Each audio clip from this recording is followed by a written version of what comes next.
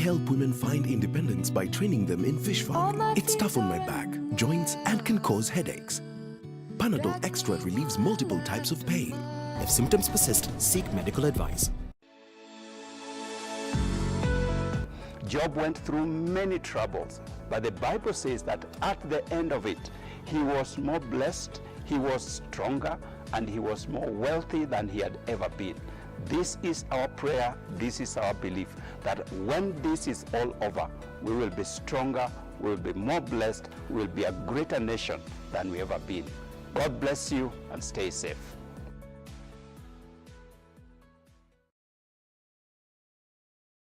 From far with you. I even gifted you a magnificent house. Rosa, it's the thought that counts. Please help me. When it comes to fever, you need to be both. Panadol Baby and Infant starts to work on fever in 15 minutes and is gentle on the tummy. Panadol Baby and Infant, tough on fever, gentle on your child. Pata 50% extra credo bila expiry ya kupiga na ku-SMS across networks. Piga star 444 star scratch card pin hash, na kama ni M-Pesa star 444 star 2 hash. Safaricom for you. Credit to you if you stay at home.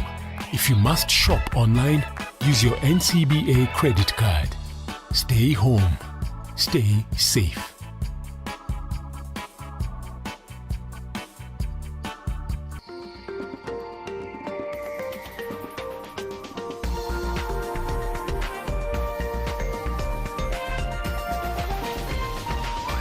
NTV, turning on your world.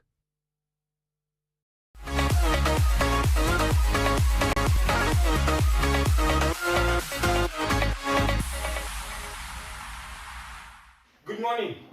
Welcome to NTV Tuesday Nyumbani. My name is Peter. Beautiful week. As we wrap off the week, we're pushing our cardio high again. Today, I want us to push it in an explosive way. Still hit, and I hope you enjoy the session. To warm it up, just 30 burpees, not 30 burpees, just 30 jumping jacks, then we shoot straight up to our workout. Let's go.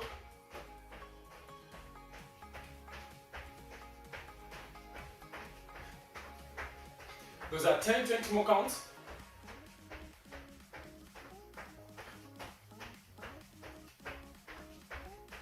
Those are 20, 10 more.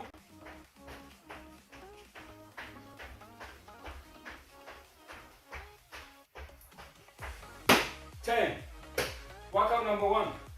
We're doing a bunny hop burpees. Okay. So you're going to do a bunny hop 3 times, then you do a burpee. Bunny hop 3 times, then a burpee. Let me demonstrate. So you're here. 1, 2, 3. You give me a burpee. 1, 2, 3. Then a burpee. We're doing 25 seconds workout. We're doing 15 seconds breather. So I'm giving you a longer break today. 25 seconds work, 15 seconds break. I hope you're ready. Our timer starts now. Let's go.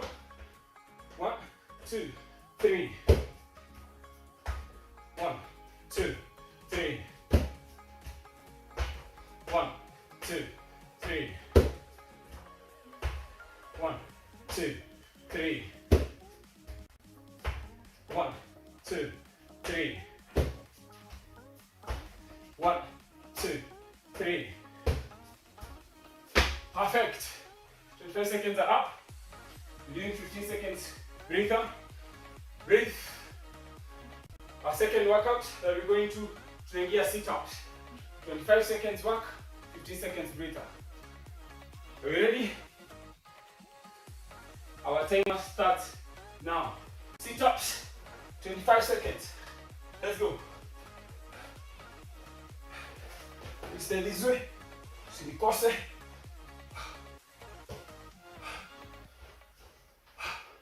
You can challenge yourself. You can even put your legs up there.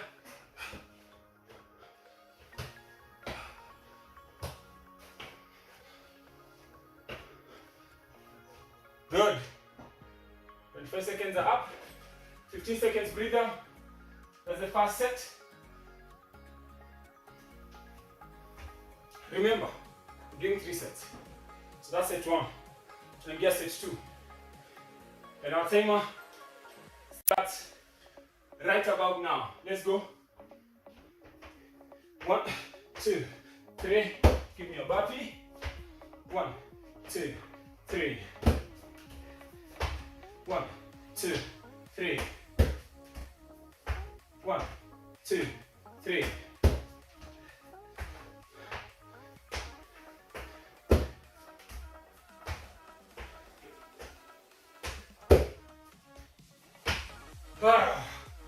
That's the second set. 15 seconds breather. Tunarudi sit-ups. Let me put my mat this way to make sure you can clearly see me. Are we good? 3 seconds to go. And our timer starts now. 25 seconds. Turn it. Like I said, if you want some challenge, keep your legs up, and you bring them in.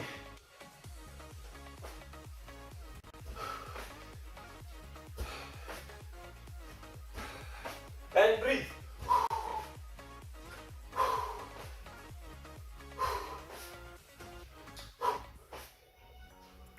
Good job. 25 seconds are up.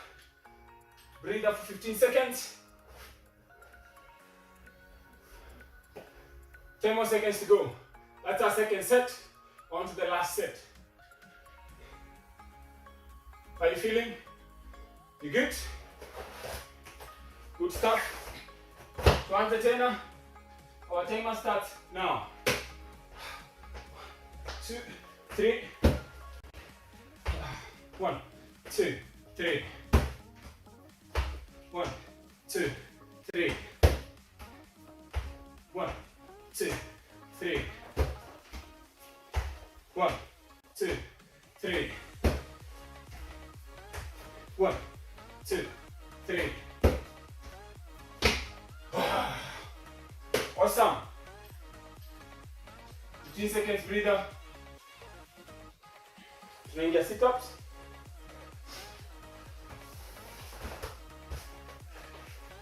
Are you ready? 5 seconds to go. Twende kazi. Sit-ups.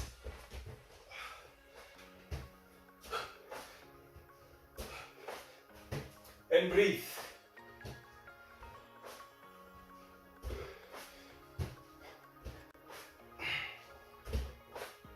You can put your legs there. Sina shida. But if you want a challenge, just I'm keeping my legs up. So, and there goes our timer. First session out. Good job. 3 good sets. 15 seconds breather. From there, tunaingia the lizard hops.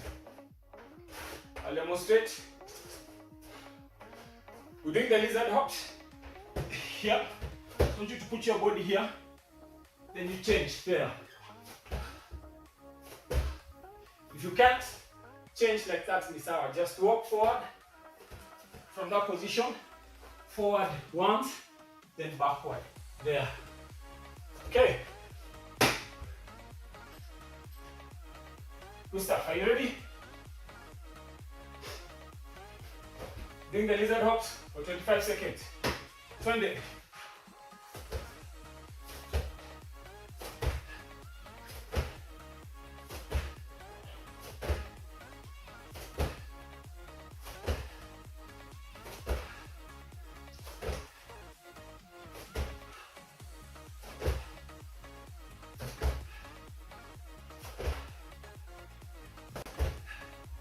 Time's up.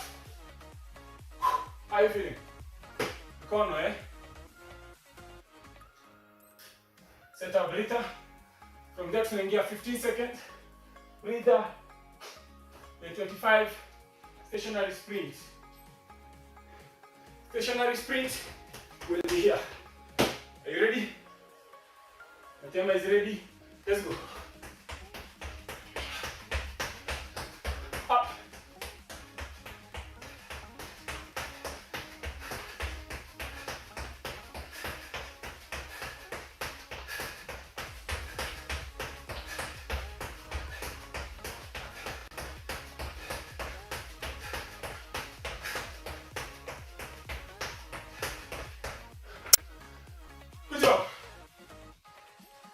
15 seconds breather. Whew. Go back to the lizard hop again. I will do the second variation where I'm walking forward and walking backwards. You place my mat this way. Are you ready? Our timer starts now. So I'm here.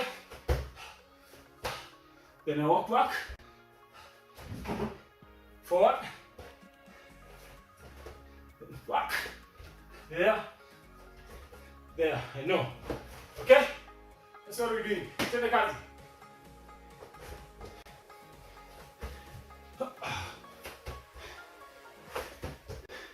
Then back.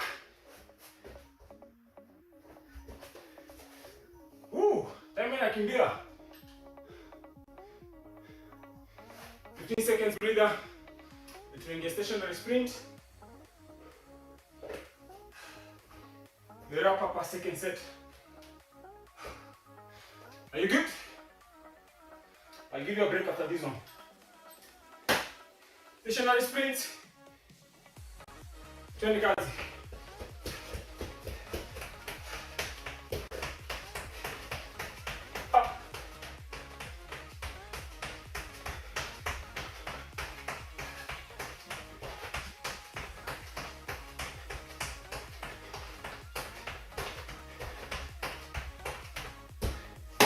Good stuff. How are you feeling? Relax it. 15 seconds breather.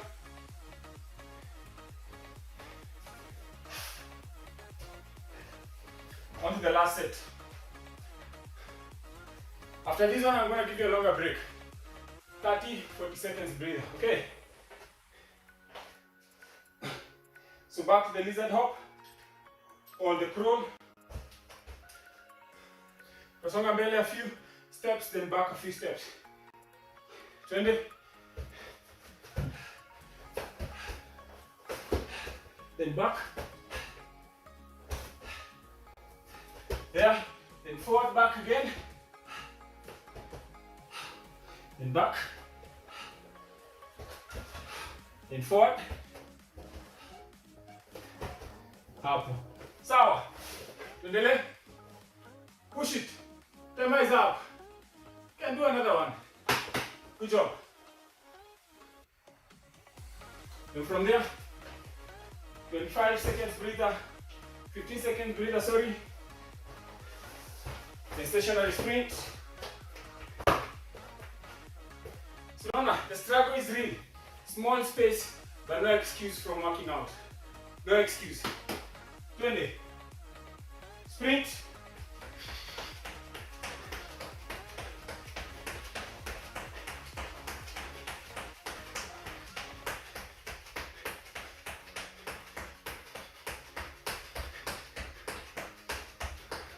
Up.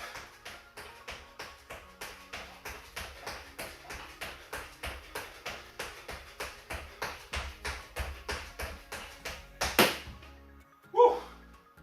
Good one. Set number 3 down. I'll give you 45 seconds breather. Usilia sana. So kunywa maji. Gargle your mouth. Maji kidogo tu. If you have a mat, you can go on the baby pose hapo. Hapo. Rest up a bit.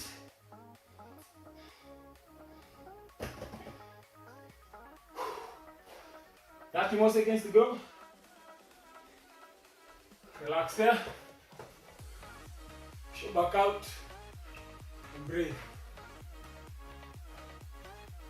Breathe. 15 more seconds. So as you breathe, our next workout, you can get split lunges or you can do your kawaida lunges. Our 1 minute rest is up. So tunaingia split lunges. These are the split lunges there. Okay? If you can't do that, do the kawaida lunges hapo. an apple. Okay, remember, this workout is tailor-made for you. Usibishane na mwenzako. It's purposely for you alone. So what you can, that's what you can do. So we start 25 seconds.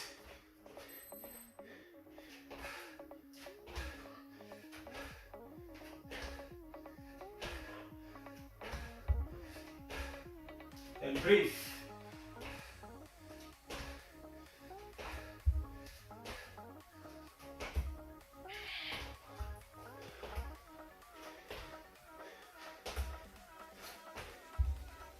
Good job. 15 seconds breather.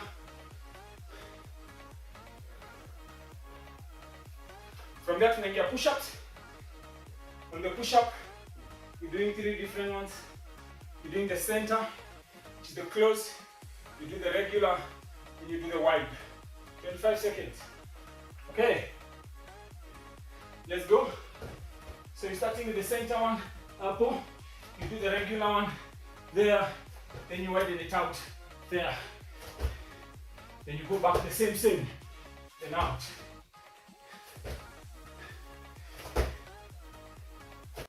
If you can't, place your knees down on the floor. Still repeat the same motion with your knees on the floor, center, regular, then wide. Okay, if you can't hop like I'm doing, that is your variation. That is a modification for you. 15 seconds breather. We'll go back again to split lunges.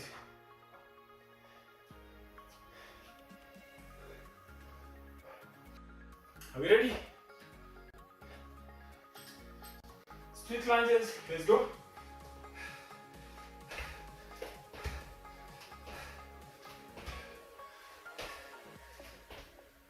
Soft landing. Be wary of the same posture. Form is very important.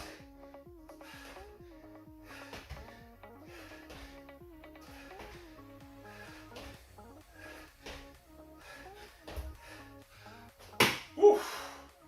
Shake them legs off. How are you feeling? Good job. Proper. Going back to the push-ups. Remember, if you can't do the hops, put your knees down on the floor. Are you ready? Let's start. So place your knees down on the floor. Tunaanza katikati. Regular, then wide. Regular, center. Let's go. Regular, then wide. Okay, so if you can, we are here. Then back.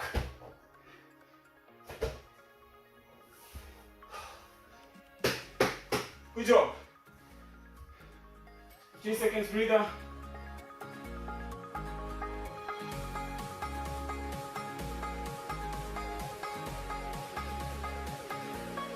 Breathe. We're going back to the splits. Back to the split lunges. 25 seconds. Let's go, my guy.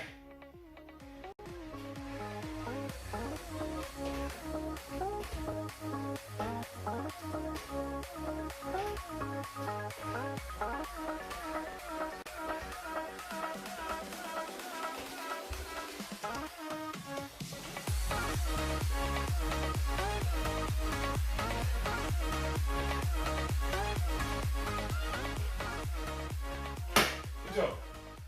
Relax. 15 seconds. Relax. Oh. How are you feeling? Talk to us. NTV page Kenya. We are willing and ready to listen to your comments. And like I said, these are workouts for you. You're doing a kick up, then you do a plank hold. Okay, so these are the kick ups here. Sawa, uinue mguu juu kabisa. Okay, usiinue hapa tu kidogo. Inua mguu juu kabisa. For 25 seconds. Let's go.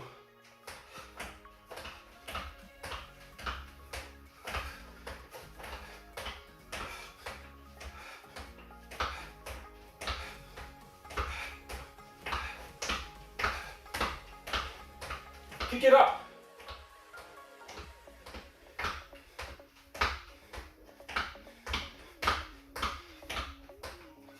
Woo!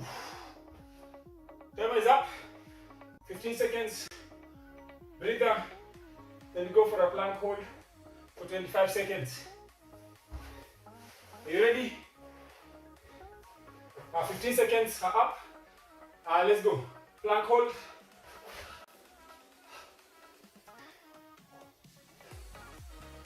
Twende kazi.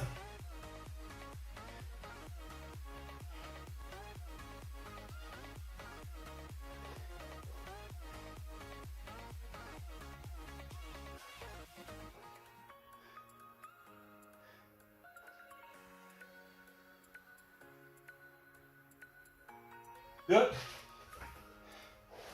15 seconds breather. We go back. The kick ups. How are you feeling? I know, eh? Today's one is a bit explosive. I hope you like it. Tell me in measure. Good. Are we ready? Kick ups. Let's start.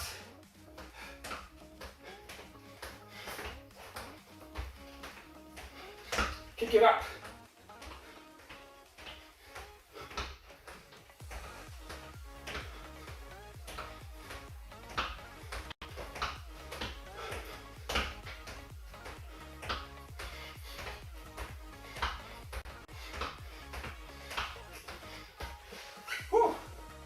Good job.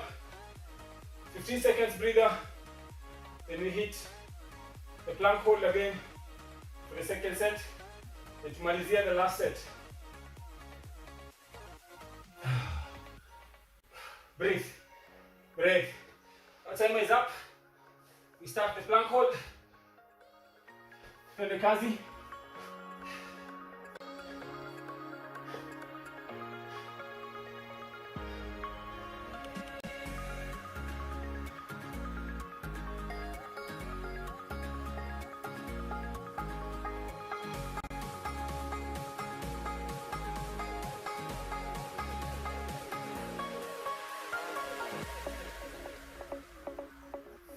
Good.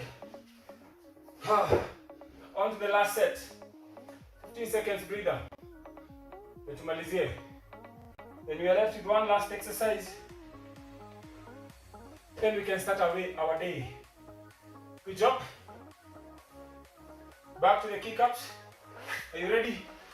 25 seconds. Starts now. Let's go.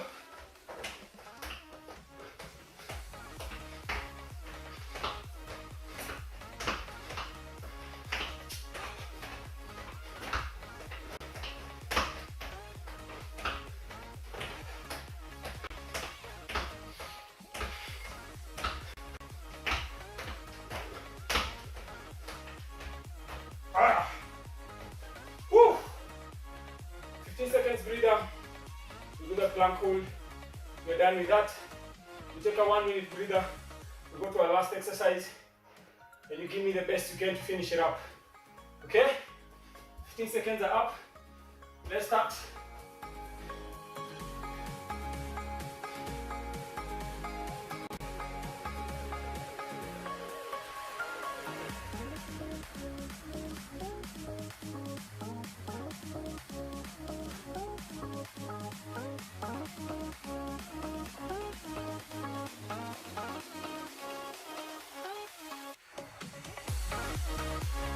Whew. Good job. Our last exercises.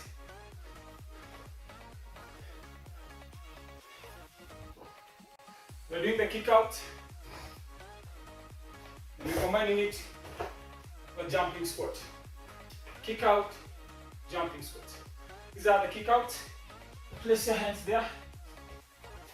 Kamwili hapo. Kick out. Then the other side. There. Alright. 25 seconds. Give me your best. Are you ready? Let's start.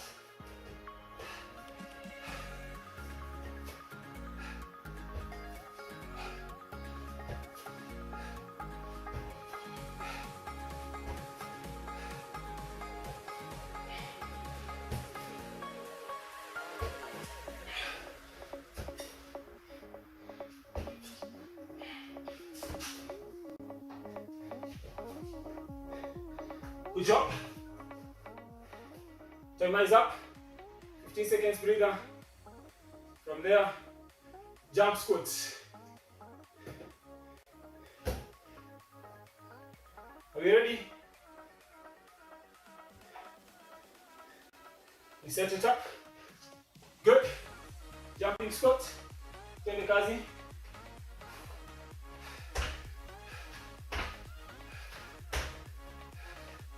Twende. We look at you. Twende.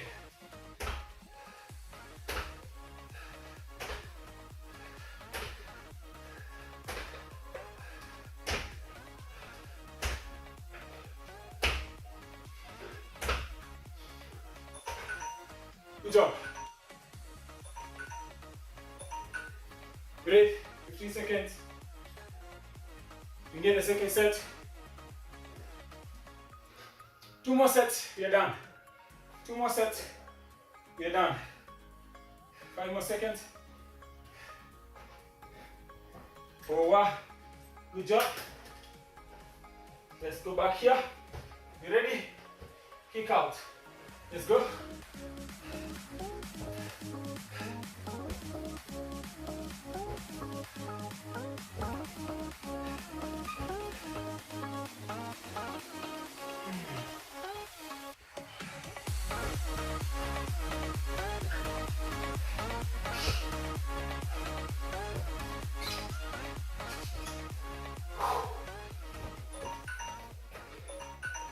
Up. 15 seconds breather. We get jumping squats.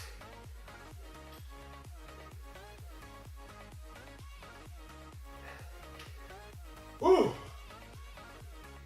Trust me, I'm also feeling it. I kid you not.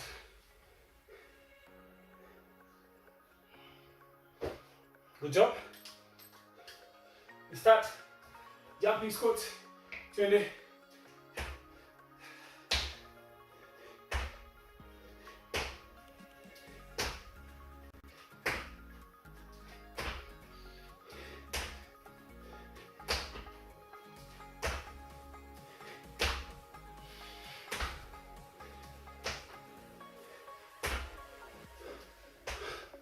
Perfect.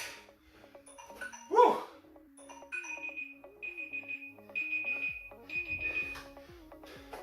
How are you feeling? We're almost done. Last one of each. We stretch.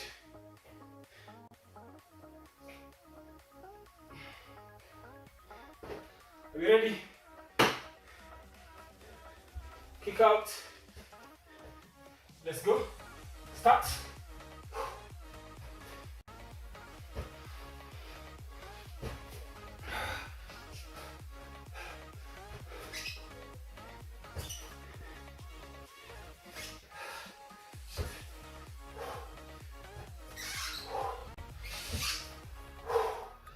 Break.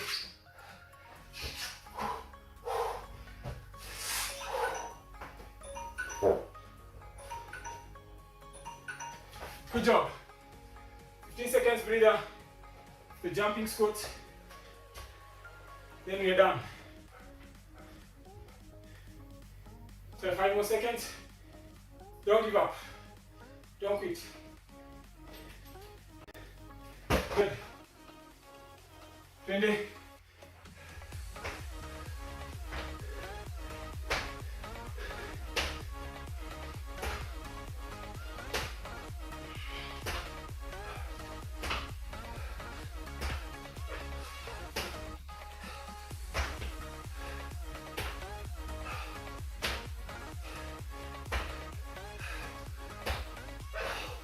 Woo.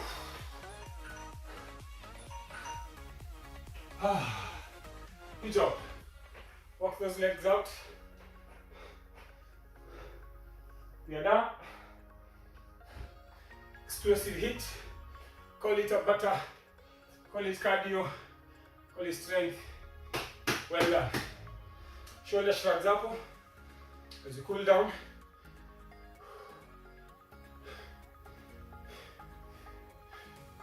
Good. Twist your neck. Yep. Keti chini. Stretch while seated kidogo. can be good straight. Just breathe. Reach for your toes if you can.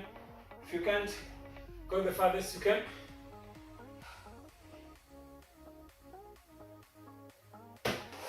Hold in one leg. Reach for the other toes. Up.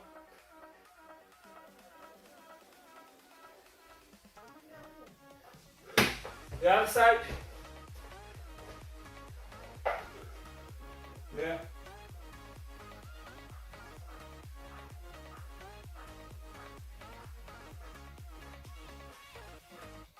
Good. Pull the leg backwards. Up.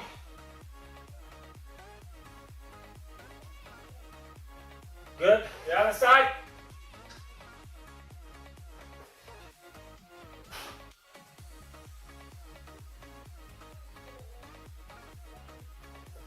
Good. Good there. Mama. Shoulder shrug again, forward, then back. Twist the neck round. The other side. Good. Breathe in, breathe out. Let's go. Breathe in. Out. Breathe in. Out. Last one, breathe in. Thank you for staying tuned to NTV. God bless you. Have yourself a good day. Goodbye.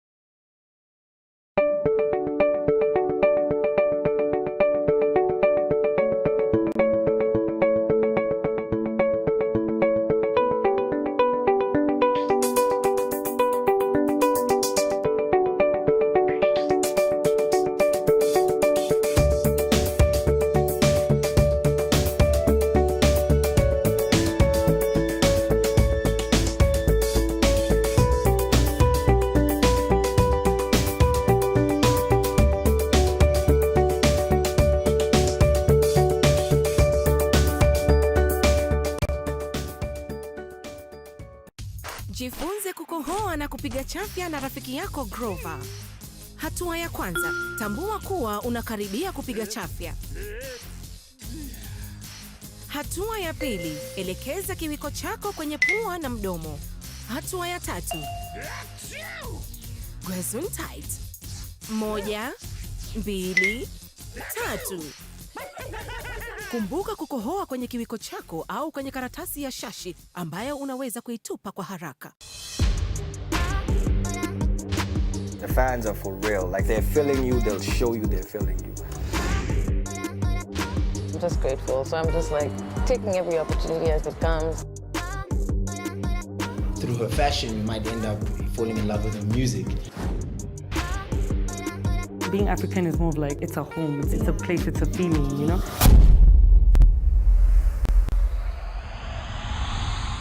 Did you know there's a laundry bar soap that can help save you time, water, and money? You save by not having to use multiple products. And you only rinse once. For a laundry soap that can help save you time, water, and money, try Whitewash Extra. Brand power, helping you buy better.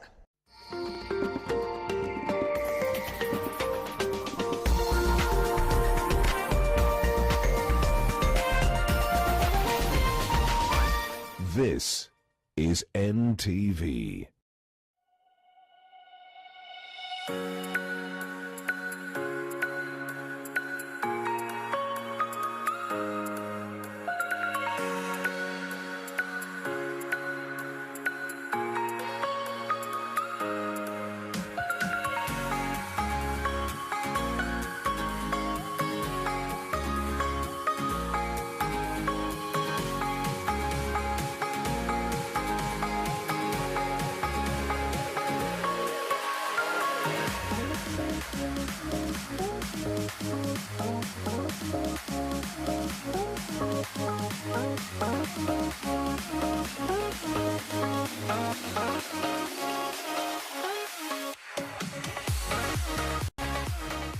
Hello, East Africa. Welcome to your world. Today, we're looking at money.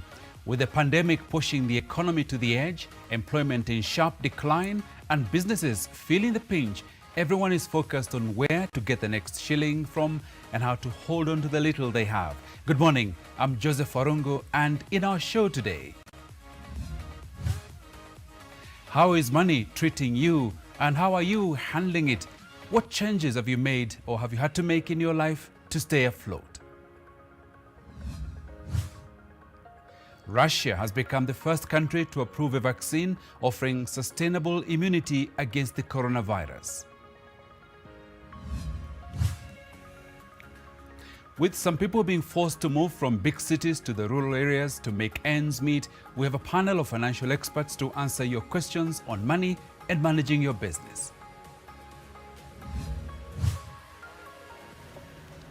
The former royal couple has now released a tell-all book on their decision to leave the royal family.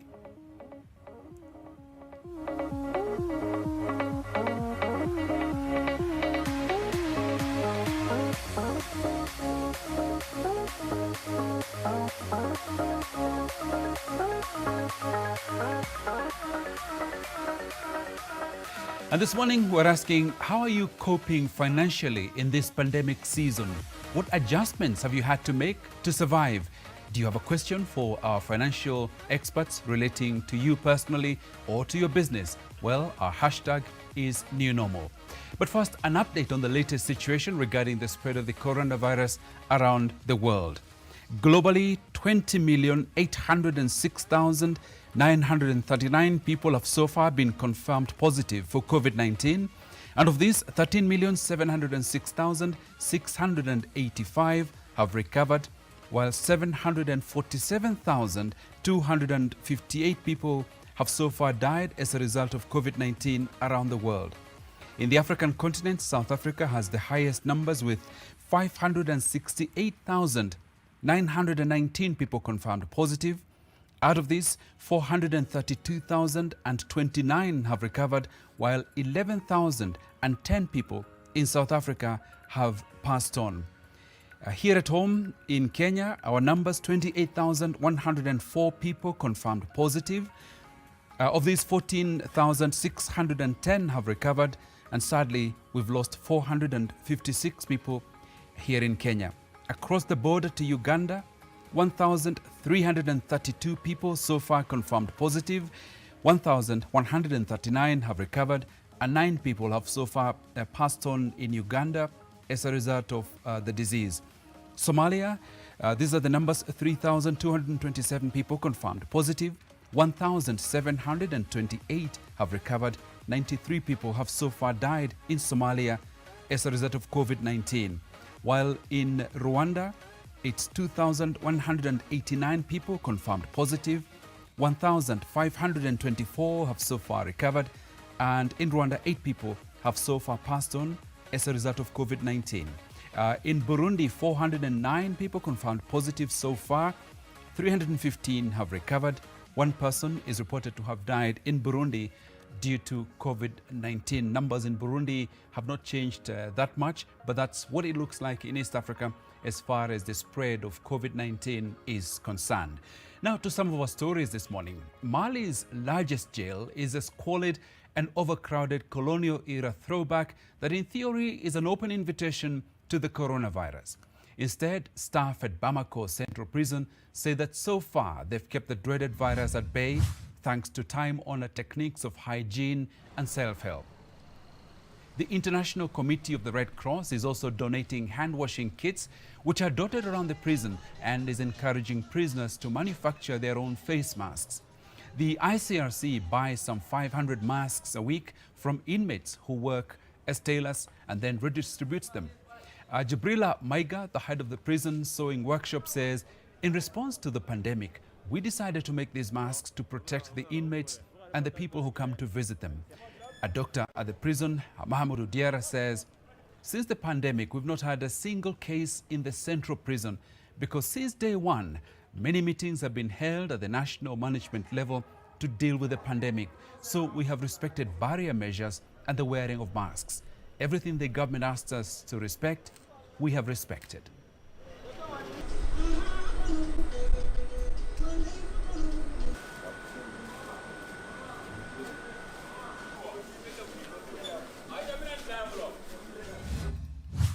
President Vladimir Putin said Tuesday that Russia had become the first country to approve a vaccine offering sustainable immunity against the coronavirus and that one of his daughters has been inoculated.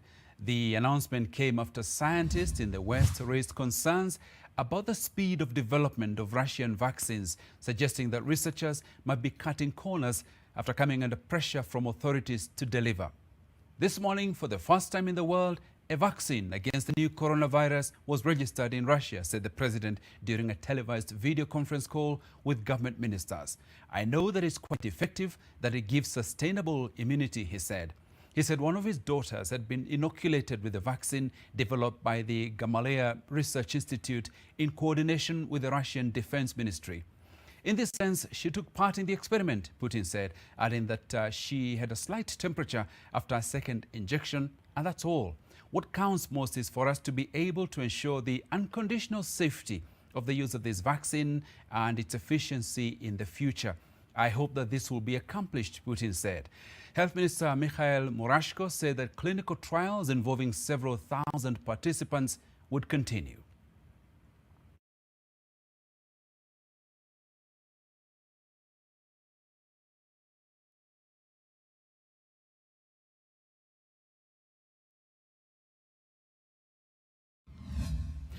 Costa Rica has turned a sports arena into a homeless shelter for the many who have found themselves on the streets in the COVID-19 stricken country. But more people live in crammed shared houses that have been quarantined to prevent the spread of the virus. Angie Segura, a social worker, says the project consists of providing care to people on the street as a safeguard to protect the integrity, first of all, of their right to public health and also to prevent the spread of the virus at the national level. Carlos Fuentes, an industrial refrigeration technician, says, COVID-19 has helped me in terms of my rehabilitation, giving me a new awakening.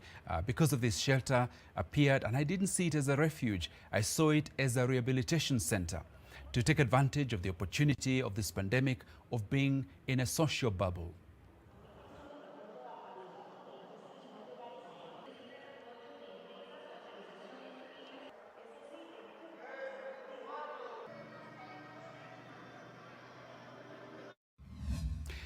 Many economies have been pushed to their knees with massive layoffs and stimulus packages being the order of the day. Now, the question is, what do policymakers in government need to take into account going forward to avoid the worst effects of the pandemic? Many promises, plans and proposals. Now it's a case of put your money where your mouth is. On the fiscal side, how do you think governments can prepare better for pandemics? Really, the question is, do we have a contingency fund? Can we have a contingency fund? Because nobody knows when you'll have a pandemic or you'll have a national disaster that requires use of these funds. Almost 2 months ago, President Uhuru Kenyatta announced the initial 53.7 billion shilling stimulus package to tackle the COVID-19 pandemic. Judging by the size of our economy, what's your take on the current level of the stimulus package that has been provided by the government so far? If you have to look at the tax incentives that were given sometime in April this year, the World Bank has suggested that government is going to be foregoing about 140 billion shillings or thereabouts. So if you combine the two of them, 200 billion shillings worth of stimulus, that's being significant. However, when you look at it broadly, comparing it globally, you think about the US having a stimulus of 15% of the GDP, then it starts telling you that Kenya's is still not as much as would have wanted it to be. For the sustenance of financing the economy, Kenya, like many other nations, is hooked to borrowing, both domestic and foreign. The country currently spends over half of its revenue servicing debt. We can actually not borrow ourselves into prosperity, but just borrowing without redirecting that money into private enterprise, into the agricultural sector, into tourism, to reopen all the tourism that has enterprises that have shut down is actually not going to be helpful to us as a country. What's your estimate of the amount of money that we lose to corruption annually? About 4 years ago, the estimates were about 1/3 of our budget. So if you had to put that into context, and assuming those numbers are still accurate, you're talking about a third of a 3 trillion budget. That's about 1 trillion shillings. So without a doubt, if we were to plug in these holes from corruption, without a doubt, this country would jump into middle income status tomorrow. Do you think the amount of money that we lose to corruption annually is sufficient to cater for the pandemic's expenses? If we were to channel those funds to the disaster preparedness fund we talked about, to addressing pandemics, we'd certainly be in a much better place as a country. Welcome to Your World. Our discussion this morning is on money. Where is the money? Where are you finding it from? And when you get hold of it, how are you spending it? How are you holding on to it? How are you saving? All issues finance are on the table this morning. And I've got a panel of experts to help us on this topic. Here in the studio, John Nyangi, who is the head of research at the Institute of Public Finance. Welcome to the program. Thank you for having me. Okay, we will also be joined by Rena Hicks, who is a financial advisor and analyst and a director at FIDA Investment Bank.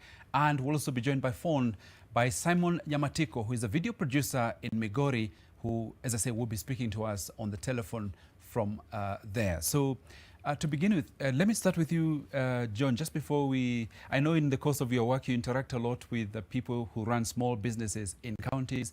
What kind of stories are you hearing from people who run small businesses? Thank you, Joseph. To begin with, let me quote the statistics and the survey that was conducted by the Kenya National Bureau of Statistics, just to understand and gauge the socioeconomic impact of COVID in the month of May, just like 2 months down. And the findings indicated that, for example, on rent, indicated that 37% of the people who responded were unable to pay their rent. And it also indicated that 41% of the people who were surveyed reported to be food insecure. And the reason that they gave for those who were unable to pay their rent, they said there was reduced income from their businesses that had collapsed or the income had gone down, and others had lost their jobs. So this is an indication that the pandemic has cost on the businesses, and especially the small ones. And there is 4% who indicated that they had opted to move to countryside because the life in the city was becoming unbearable. So they were thinking of going back to their relatives and to their family back in the rural. When you look at those numbers, as a researcher and expert in this area, what does that actually mean when you look at those statistics that you mentioned, people unable to pay their rent, people having to relocate from big cities, as we mentioned, into up country and so on? What does that say to you? This indicates the extent to which people are really hurting. You know, rent is a basic need. So when someone is not able to pay the rent, what else do you expect that this person is able to do? That means this person is definitely struggling with the food. This person is definitely struggling even to meet with the health care. In case a family member or this person falls sick, if they do not have a shelter on their head, what else are they going to have? So this is an indication of the extent to which the people are hurting, their lives and their livelihoods are really hurting as a result of the pandemic. And this is across board. It's not sort of any particular region. It's everyone who's affected in different parts of the country. When you look at this one, these are global. To begin with, the pandemic is global. The global economy has shut down. The regional economy has shut down. And this is not it's not unique that we can say it's unique to a particular region. However, there are those who are vulnerable, like those already who are poor, extremely poor. Their income was very little. So for those ones, even when they are faced with a shock like this one, their resilience to recover from that shock and bounce back, it is not the same as for other people whose income was a little bit stable. Okay, thank you for that, John. Now, Simon, good morning. If you can hear me, welcome to your world.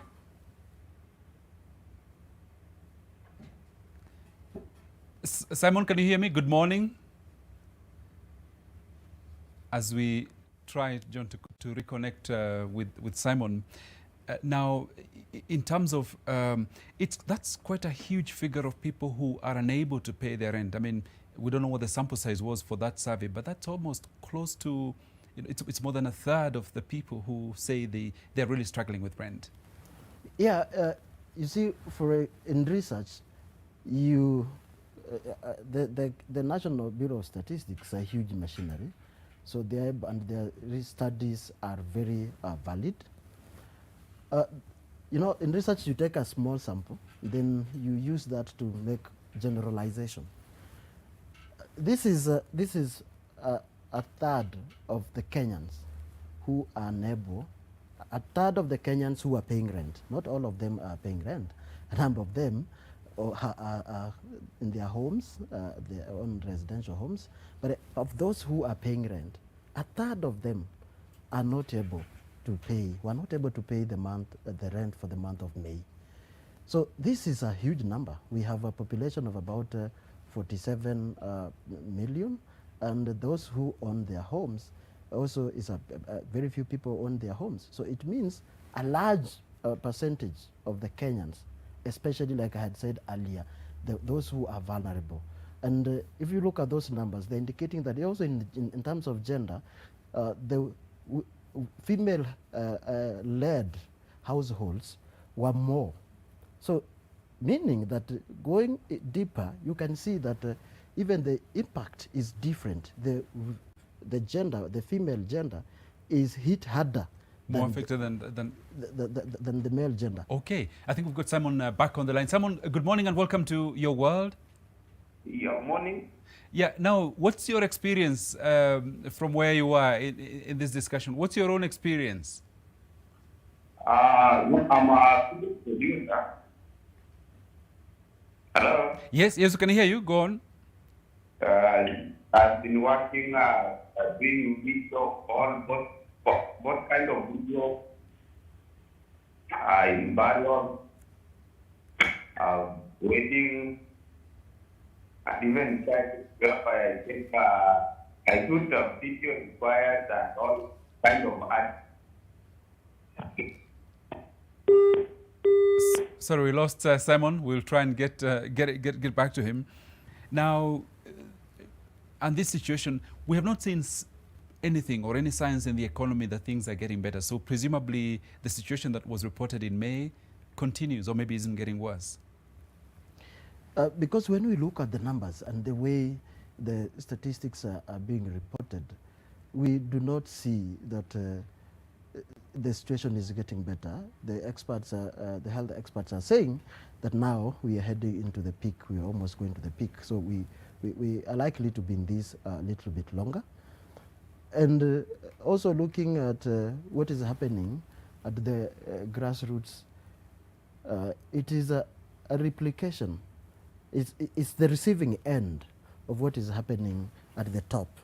You know, they say that when the bulls are fighting up there, when the big businesses, when the big decision makers there's a disconnection up there, then the pressure is felt most on the ground. So like when you look at this, the small traders who depend on small amounts of money that circulate in their communities and in their hometowns, when this money is not there, they will try to do their business, open their shops, nobody is buying.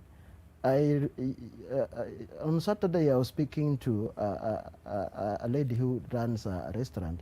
She was telling me that she had sold 2 cups of coffee the whole day, and it's in the rural, and one goes at 10 shillings. So that is, she had made 20 shillings for a whole day. She said, I have did the business, but people don't have money. People are not coming to buy. So that is the kind of situation that is there, and it requires that people have to really adapt and reinvent the way they are going to continue with this situation. Thank you, John. Let me reconnect with Simon.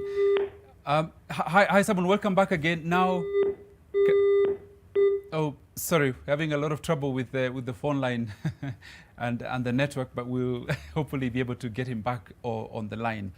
Now, you're describing a situation that is quite dire, and we have a stalemate at the moment at the Senate, where counties are waiting for their allocation of funds. No decision has yet been made. Several attempts there've been several attempts to try and resolve that impasse. Nothing has happened. What is the impact of this hold-up in the Senate on the counties and small businesses? Thank you for bringing that discussion, Warungu. Let me begin, give a background a little bit. In Kenya, with the devolution, we have two levels of government. We have the 47 county governments and one national government. So one national government on one side, and then the 47 governments on one side. So then it begins by dividing the revenue between the two levels of government.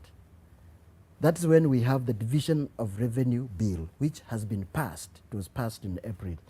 Then in Division of Revenue Act, which gives revenues raised nationally to national government and for the county governments. So now, when the county governments get their share, which they were allocated 316.5 billion, to share now amongst themselves. This is where now there has been a stalemate. The counties and the senators failing to make a decision on how the 316.5 billion should be shared. Part of the reasons, is that we have new numbers. What is causing the conflict is that some counties seem to get less funds than they got last year. And some are getting more than they got. So now they're saying no county should lose money. And this stalemate has resulted into the delays by the national government to send money to the counties. What does that mean on the ground? Out of 47 county governments, only Nairobi City County can finance their budget by about 50%, followed by Mombasa and Narok, which is about 30%, and Mombasa 27%, which means the rest of the counties, they depend on the national by over 90%. So that means if no money is coming from the national government to the counties, there is no money at the counties. There is no business going at the counties. And at the counties, that is where we have small contractors who have done business with the government. We have small business who have supplied the goods to the governments. That is now when you hear we're having something called pending bills. The counties are not able to pay these small businesses. And from your experience of interacting with small businesses, what's the impact on them? What's the human cost of this delay? One, some of them they took small loans from microfinance institutions, some from banks to supply some businesses to government, to do business with government. With this delay, and now some of them have lost their assets, actually, by these microfinance and banking institutions because they are unable to service their loans. Some of them have had to lay off their employees who are working for them because they cannot continue to keep them on job because they do not have the cash flow. A number of them have managed to negotiate with the banks not to punish them, not to penalize them more, but they have lost the employees. And as they continue waiting for their payment from the national government, from the county governments, they continue to hurt. And Warungu, you have to realize this, that I was speaking to someone from Turkana, and he was telling me that when the money comes from Nairobi to Turkana, everybody here knows that the money has come. All the debts, people pay the debts, people, even the clubs, even the hotels, you will see the life comes back to Lodwar. Right. But when the money has not come, Lodwar is deserted. So you can see that that is what takes money to the rural. So the rural economy at the moment is on a slowdown. Is on a slowdown. And add now on the impact of COVID. So that's a double tragedy. So that means that the suffering, the lives and livelihoods in the rural areas, in the slums, in the informal sectors are really on their knees. So again, from your experience both as an economist and interacting with these small businesses, when you've got that kind of dire situation where you haven't got any funds circulating in the economy, as a person who runs a small business, what are the first areas that they begin to cut down on to stay afloat as they wait for things to improve? One, they need to really know what they want. They say that last time when I was on this show, I spoke about wartime economics management. That during wartime economics management, you have to know exactly what you need. You cut down on expenditure on the things that you can do without. Not everything, you don't need everything to survive. Like for animals, during those that adapt very well, during difficult circumstances, they hibernate. When they hibernate, because they reduce activities, metabolism reduces, they spend less water, so they reduce the consumption. So that means in the first place, what is it that you can do without? Like for a business who runs, like let's say a salon, you know you cannot do without electricity, because that is what you need maybe for your dryer or for kinyozi, those that are doing both salon and they're also cutting the hair. You will need electricity. So you know that you should not fail to pay for your electricity bills. You will need water. You have to make sure that you have water. You need products to run that business. If it is the oil, if it is the soaps, if it is shampoo for washing the hair, those so that's products, an essential. Yes, those products, you make sure you have those ones. Then you see what is it that you can do without. Sometimes if you can do without Wi-Fi, you can remove Wi-Fi from your budget. You see that the people who work with you there, you have to make sure you keep them on the job. They also have family, they have upkeeps, they have families, and they're the ones you need to attend to your customers. You pay them. And you like credit, you know, now because people are communicating, you have to see that you have some minutes, you have airtime on your phone when you're doing that budget. Because you need that maybe to call your clients and tell them, yes, we are still open. Because with the pandemic, some people are thinking, oh, are these people open? Are they still operational? But check on your clients and tell them we are still open, we are offering the services, we have taken the measures. That Indeed, I've seen quite a number of even hospitals texting me saying, oh, and every single day, supermarket saying, oh, don't forget, we still, these are our hours, kind of reminding you that we're still here, we still exist. Yeah, we can even prescribe, we can even listen to you and do prescription on the phone. You don't have to come. So you see, now those kind of the things that you really need. They also have to see, where can I get the support? As you cut down on all those and you put the priorities of the things that are very important, you may not have enough funds for your products and for your basics to run your business. Let me go back to the salon business. You may not have now enough funds to get all the things, to get your water, to get your electricity bills, to get your shampoo, to get your products. What do? You need some more income. And where does it come from? You can get it if you have your savings. This is the time you get part of your savings, plow it back into your business. This is also the time you can get some funds from a relative, from a family. I saw also the data by Kenya National Bureau of Statistics. A significant number of people indicated that during this time they have gotten loans from their family members, from their neighbors, from their friends, because you find that someone needs a little amount of money.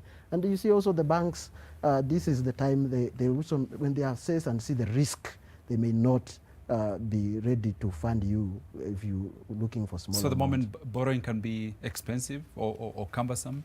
Borrowing at this time definitely is expensive because of the risk. You see, they'll measure you with the risk. So when they see the business environment is not very good, definitely there are chances that the money you have borrowed may get lost. You may lose the investment. So how do you service the loan? So all that analysis may produce you, when you're vetted, when you're evaluated, you may come out like your risk is so high. Okay. then who is that person who can take your risk? Maybe your brother might take your risk or your neighbor. So that is called domestic borrowing in Yes. at a personal level. Yeah. Okay. Yeah. All right, John, stay with us now, talking about matters finance. Now, the Kenya Deposit Insurance Corporation has increased the coverage limit for the amount that a bank customer can receive in case a bank goes into liquidation from 100,000 shillings to 500,000 shillings. Now, here's Alex Mwangi with the positive news for customers and what KDIC is going to mitigate the effects of COVID-19 in the banking sector. Effective midnight today, in the unlikely event, very unlikely event of any bank put in liquidation, we shall clear with 99% of the depositors by paying them 500,000 and below. The scaling up of that amount from 100,000 shillings was planned to take effect from the second half of the year and will now provide the bulk of bank customers with the opportunity to recoup all their deposits in case a bank goes under. The leap in the coverage limit expands the level of exposure of the Kenya Deposit Insurance Corporation from 294 billion shillings to 658 billion shillings. The new coverage limit for customers extends beyond the banking halls. MFIs, those are our membership, my brother. Our membership is both commercial banks and licensed deposit-taking microfinance. So these interventions also are extended to them. KDIC receives premiums from banks on an annual basis, which fall due in the month of July. It is now instituting changes to cushion banks from the adverse effects of the COVID-19 pandemic. All our premium is invested in government securities, so it is as good as risk-free. We are also alive to the restructuring of the loans that the bank have done, which figure now is 679 billion. That's what the banks have restructured as at last week. So we want to support the banks by giving them a breather for 6 months. So now, the statutory payment of the premium now has been extended to 31st December 2020. KDIC had been planning to shift to a risk-based premium model for banks as from July, a shift away from the current model where banks pay a flat rate of 0.15% of their total average annual deposits as premium every year. In light of the pandemic, that plan has been put on hold. The banks already are suffering from some of these. You can see the restructuring of their account. So their risk profile may not reflect the true position of that bank. So we want to give the banks an additional 1 year for us to effect the risk-based premium. With the revised coverage limit set to move from 100,000 shillings to 500,000 shillings within the next 24 hours, this puts Kenya in second position in Africa, just below Morocco, when it comes to the amount of money that a single customer can get from a bank in case it gets liquidated. Alex Mwangi, NTV. So, John, in layman's language, could you explain this scenario and why it was necessary for this move at this time? This is definitely a good move aimed at protecting the depositors. You know, we have seen the banks going under, and when that happens, the depositors really take time to get their deposits back. So increasing the amount of money that now the depositors can get when a bank goes under is a good sign, and also during this time of COVID-19 when the really people are hurting. So this is an assurance to the people that if you are saving the money, and God forbid, because there's a risk associated with that, if that happens, then the insurance is the Kenya, the depositors is willing to give you more of your income. You can get more of your deposits. So this means, in a simple manner, that you are not going to stay long to wait until that conflict or the receivership processes is completed and the money comes back to you.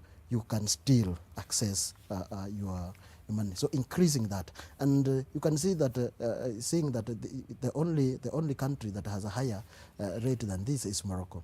So that also means the stability of our economy and the assurance of our economy that investors and people who have saved the money are not likely to lose a lot of it. So that gives confidence, and is a good sign. And going back to our salon owner who's trying to stay afloat in this time, on this season of the pandemic. So once you found ways that you can raise a little bit more capital, even from family and friends, then where do you go? First of all, what's the what kind of relationship as a small business should you have with your lenders, whether they are family or whether they are mobile phone lenders or banks and so on? One thing these businesses need to do is to have a good relationship. A good relationship where you communicate with your lenders when you're facing challenges, when you're doing well and you're not doing well. When the business goes well, save more. When you make more, save more. When you make less, also save less, and communicate. So that during that time, when it's hard, your people who support you, your bank, your microfinance, or your family members, they can, or your relatives or friends, those that are close to you, those that you can share with, they can tell for sure, we know that when Joseph is doing bad, we knew that is bad. And when now he is really doing well, this is good. We can come in and support. The transparency, I'm talking about the transparency and the communication is very important.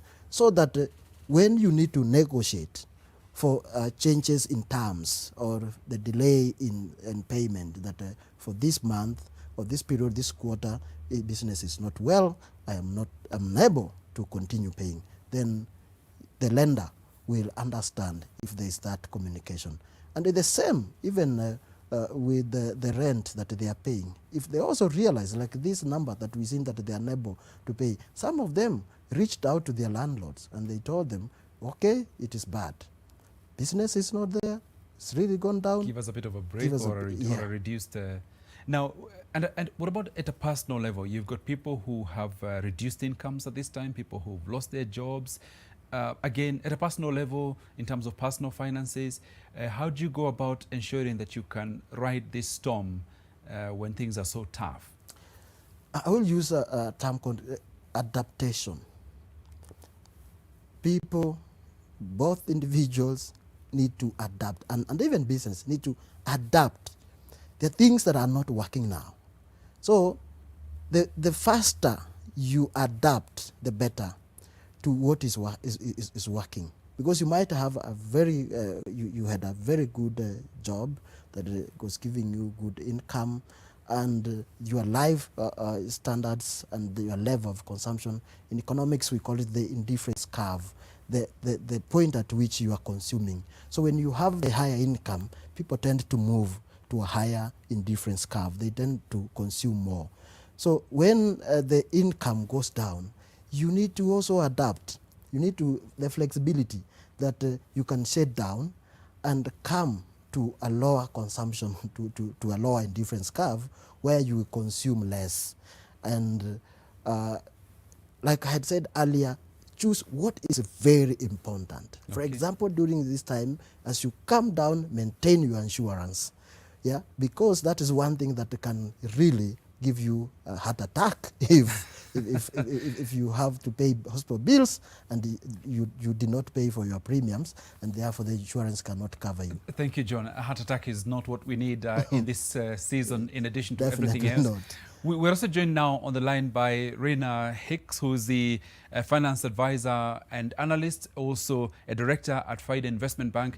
Good morning, Rena, and welcome to Your World. Good morning, Joseph. Thank you very much. Now, you've joined our discussion. Let me start by asking you, from your interactions with businesses or with individuals, what are the kind of challenges and what kind of stories are you hearing about what people are going through in terms of financial struggles in this season? Wow. There's different ones. There's those who have had to close their businesses and send employees home. There's those who are still operating, but, under skeletal staff, and there's those who are thriving in this season in business because they're supplying much needed goods and services. So some are actually doing well in this season. And then you have employees who have lost jobs completely, others are on unpaid leave or have taken a huge pay cut. And there are those who are living in fear because while their salaries remain the same, they are fearful that they might lose their jobs or get a significant pay cut. Okay, and so we were just talking here with John about steps that people can make to mitigate or to try and manage this situation while we wait for, for a better season. What's your advice to individuals who are going through either reduced income or really difficult times? Yeah, I think the advice he gave is spot on. It is spot on. I think for me, the first thing I usually say is you must stay in a mental state that is peaceful. Because when you don't have peace and you are in a perpetual state of stress and fear, then making decisions is very, very difficult. And you are not able to then adapt easily to the situation that you find yourself in. I think one of the things that people need to recognize and accept is that this is like any other disaster. Like if you had an earthquake or, a political unrest, in those situations, you do whatever it takes to survive. And so that's the perspective we all need to take in making decisions where our finances are concerned. What do I really need to actually survive and cut out everything else so that I'm able to ride this wave comfortably? That's what I would say. And what about in terms of saving? Is it possible to still be saving in this season? So I guess it depends on the circumstance that you're in. If you don't have a salary at all, then obviously it's difficult to sort of save because you're actually consuming what you've saved. And so for those, it's to sort of try and completely reduce as much as possible their expenses and sort of just cruise along as you try and find ways to get additional income sources. For those who currently have an income, even if it is less, we must try and find a way to save, however small that amount is. I think it is still possible to save if you have an income that is coming now, especially because, you find that expenses have reduced. For those who are working at home, schools are closed, we're not buying uniforms and books in this season. So there's actually a way you can save if you have an income coming through at the moment. And Rina, your thoughts on borrowing? I have, we see a lot of people, even friends who tell you, don't call me on this line, call me on the other one, because this one I have exhausted my, So in terms of borrowing, especially the small amounts, how do we handle that? Especially in this season. So first of all, for borrowing, let me start this way. It depends why you're borrowing. If I run a business, and I have just received a contract to supply goods to some place, and I don't have enough money to buy my raw materials to be able to make that supply. It's okay for me to borrow. In fact, it would not make sense for me not to borrow because I need to borrow to be able to supply and earn an income from this business. However, if I'm borrowing for consumption, whether that's to get my hair done or to get my nails done, to get married, to go on holiday, for consumption, I would say do not borrow. Do whatever it takes to reduce your expenses.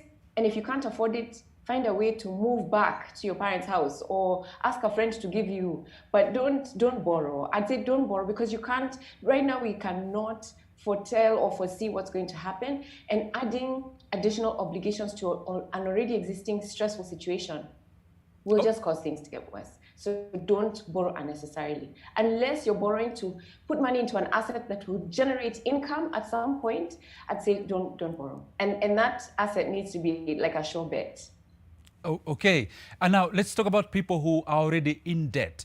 For whatever reason, you've got a lot of debt, you're trying to get out, sometimes you find you're digging a deeper hole into the debt situation. Again, your thoughts on how to try and get out of debt? Okay, so if you're in debt already and you have an income, the best thing to do is, first of all, start looking at all the debt you have. Most times, it's not usually just one debt. You owe your veg guy, you owe the kiosk guy down the road, the bank, the SACCO, and so on. So list your debt from the smallest to largest. And then look at your expenses and cut down where you can and try and figure out how much can I pay towards my debt, whatever that number is. and figure out what that number is. If it's 5,000, 10,000, great. Then call each person that you own money. Call the bank, call the SACCO, call your friends, explain to them, guys, I know this is the minimum amount of money I was meant to pay. Can you at least allow me to pay this amount because this is what I can afford to? Can we restructure my debt? And then just start attacking the debt, paying the minimum amounts on each debt, irrespective of the interest rate. But for the smallest debt, you want to attack that as much as possible, even if it means selling an asset that you have. Even if that's your watch, your bed, your couch, your dining table, sell assets that that are not, that are not tied to your survival. Just sell them and attack that debt so that you can get rid of it.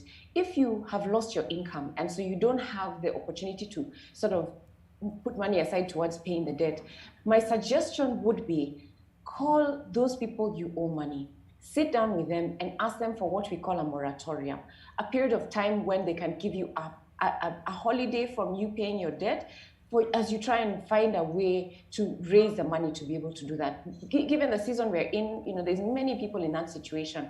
But the thing I would say do not do is run away and not to take calls. Because one of the things we must do is also work on improving and increasing our relationships with those around us, even including those we owe money. We must be in relationship and continue to talk to them so that we don't find ourselves in a situation where we're sent, auctioneers and so on. And that's a point at which I can bring in John into that. What in your view, are the dangers of debt when it spirals out of control? Number one, debt has a mental effect. It can turn into a mental illness.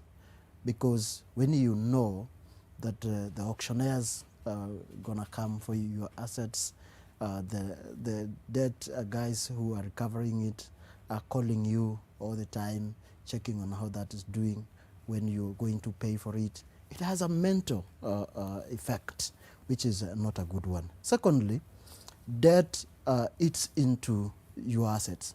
So debt is not very bad per se, because it is the source of capital.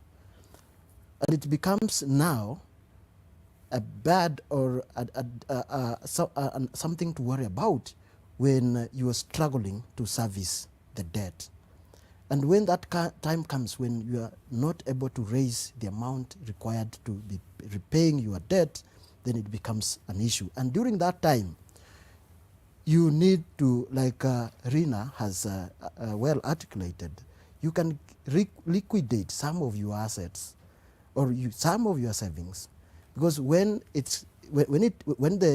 you're doing very well, you must have saved, or you must have invested. You must have bought a piece of land somewhere, or you bought a animal somewhere for the people on the ground in the rural, or you had some chicken. That is the time you can see the calf of that cow and take it to the market and clear this debt or bring it down.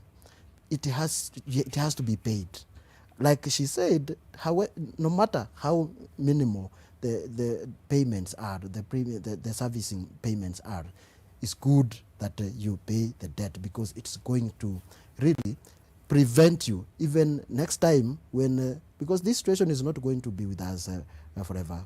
As we say, we shall overcome. When the time comes, you might need that debt again to bounce back your business, to come back into business. And you find that you didn't play very well during that time, and the lenders may be shining away from you, and it might be difficult. And so, John, let me go back to an example that you gave of this woman whom you were speaking to, who was running a small, cafe, and is only able to sell maybe 2 cups of tea in a day. That's what, maybe 20 shillings. At what point does a business become unsustainable if it's a small business? Because people sometimes hang in there saying, tungoje tu, let's soldier on, we might get a breakthrough. At what point do you say, you know what, this is not sustainable anymore? Joseph, the principle of business is that the objective of business is profit making. Go into business to make profit. So the business becomes unsustainable when you begin not to make profit. You begin making losses. That is, you putting money and it's not coming, it's not giving you return. and it had reached a point where it was giving you profits. When it begins to give you losses, so you're getting funds, money from other sources, you bring into that business, then it goes down the drain. You get other money, you bring in the business, going down the drain. So you have to rethink and see that now, is this one sustainable? Because it's going to drain you all your resources. All the resources. So you have now to rethink. Either you can pause a little bit, yeah, you can close for a little bit. We've seen businesses saying like, oh, the way the situation is, we will shut down for a while and wait and see the situation will stabilize. For example, some of the situations are just for a short run, are not going to be there throughout. So you do what, like I said, hibernate, go under a little bit, and wait for the wave, for the tide to pass. And you say we'll be back. Yeah, then we'll be back. And while you are doing that, how do you adapt now? How do you adapt? What do you do in the meantime? Okay. Yeah. Right. John, thank you. Now, despite being out of the job market and a steady income, many retirees are making ends meet through investments made in their years of gainful employment. Such is the story of Dunstan Magu. 73-year-old Dunstan Magu and his wife are retired public servants, now living in their Oak Ridge farm in Madera, Nyeri County. Magu, who worked at the Kenya Medical Research Institute for 22 years, rose through the ranks to become a deputy director in charge of administration and finance. He retired in the year 2006. I was a member of the Kemri Pension and Retirement Scheme, and I was paid my pension as a lump sum. Magu, who has vast experience in knowledge management, has now embarked on being a motivational speaker and a writer. He also practices farming in his Oak Ridge farm, whose structures he built using his pension money. All these are small scale activities. I don't treat them as large scale, but they are able to sustain me and my wife in retirement. I have about not less than 120 pigs. Every employee should know from the first day of service that the time will come for you to retire. People panic when they get notices that you retire from service from this date to that date. You know, life is about you. It's about yourself. It's not about others. Magu's story, however, paints a different picture of how many Kenyans plan for their retirement. According to the Retirement Benefits Authority, only 22% of working Kenyans are enrolled in pension schemes, a trend specialists have warned about. It's important to put some money aside for your future, when you will become old and will no longer be able to work for me. And you can do this very easily. Within 5 minutes, you can open for her a digital pension account.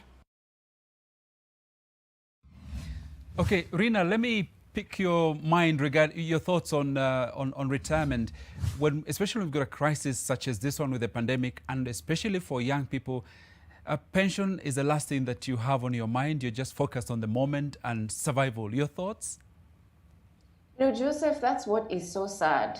You talk about retirement to younger people under the age of 40, and what you receive is a big yawn and like, oh, please, I'm very far away from that. And so, which is very sad. Actually, just as a by the way, this is a topic that is close to my heart, and I even decided to start a live show on YouTube just to talk about retirement, to help people understand that this is something they must think about. The reality is, and I loved what, I think it was Magu who gave that a testimony of his life, is that it's coming. Retirement is coming, and it's not an emergency. And people receive these notices and panic, yet it's something that's been coming over 40 years of your work life. And so it's something that people need to recognize, that the earlier you start to plan for, the better your retirement is. Do you know that the statistics show that 80% of Kenyans are retiring poor because of lack of planning? So it's a very sad situation. I think today is the day to begin if you've never started to think about it. It's an easy process. It just needs consistency and starting now. Okay, Rina, thank you. I will come back for further discussion on this, but for now we want to take a short break. Some comments from you on our hashtag New Normal, and here's what you've been saying to us this morning regarding money and finances at a personal and business level. Kevin Ron, you say, I had to take 2 meals a day, avoid takeaways and carry packed lunch. Okay, those are some of the steps that you're making. Wallace Omeru, you say, move to a cheap house for sustainability. That's one of your measures and suggestions. Thank you for that. Linford here says, financial adjustments. Na hata finance ndio hakuna, so even before we adjust, there is nothing to adjust, okay? Tumekusikia. Edwina Eduardo, I have not eaten for almost 2 days now. My life is miserable. Pole sana, Edwina. And Frank Ngati, you say, many are struggling with rent. Indeed, as we were discussing earlier, that's quite true. Samson Kamau, you say, so much true on this one. People relocating and all. Okay, asante sana.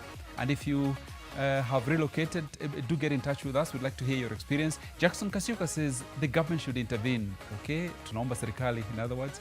Wanyonyi Sabuni Ndakwa, you say, experiencing relocation. Okay, we'd love to speak to you about that. How is it going? Jeremiah Ondigo, you say, skipping 1 meal in a day, so people are cutting back on meals. Okay, asante sana for that. Rick Guido, you say, it's very hard than you thought. I was kicked out of the house due to rent arrears. I just sleep at my friend's house during the day while job hunting. Pole sana for that. This is Benny Kalim, you say, I have reduced the number of cups za maji ya kupika ugali from 3 to 1. Now this is serious downsizing. Mafuta kwa mboga, utaonea kwa umbali. Sufuria ugali, hakuna kuosha, to save on water. Visiting friends during supper with stories, kumbe, nangoja supper, naoga maji ya jug moja, okay, you've cut down on water supply. Nini kwa libazi? Kunusa socks kama hinuki, I rewind and the rest is history. Umeenda sana, boss. Larry Chebeche Rioto anasema, I'm so disappointed. Number 1 rule, no sanitizer, na wanaongeza fare. Wow, okay, Chebet. Would like to welcome your thoughts. What are you doing to make adjustments? What are you struggling with in terms of your finances? What questions have you got for our panel of experts in terms of managing your finances and also managing your small business? We'll be right back with more on Your World.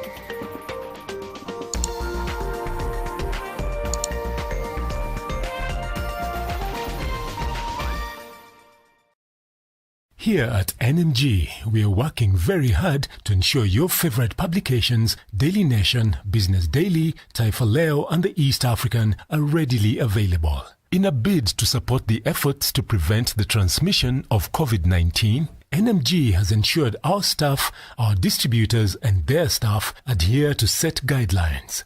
At our printing plant, all staff are required to wash their hands before entering the factory and must be wearing a mask.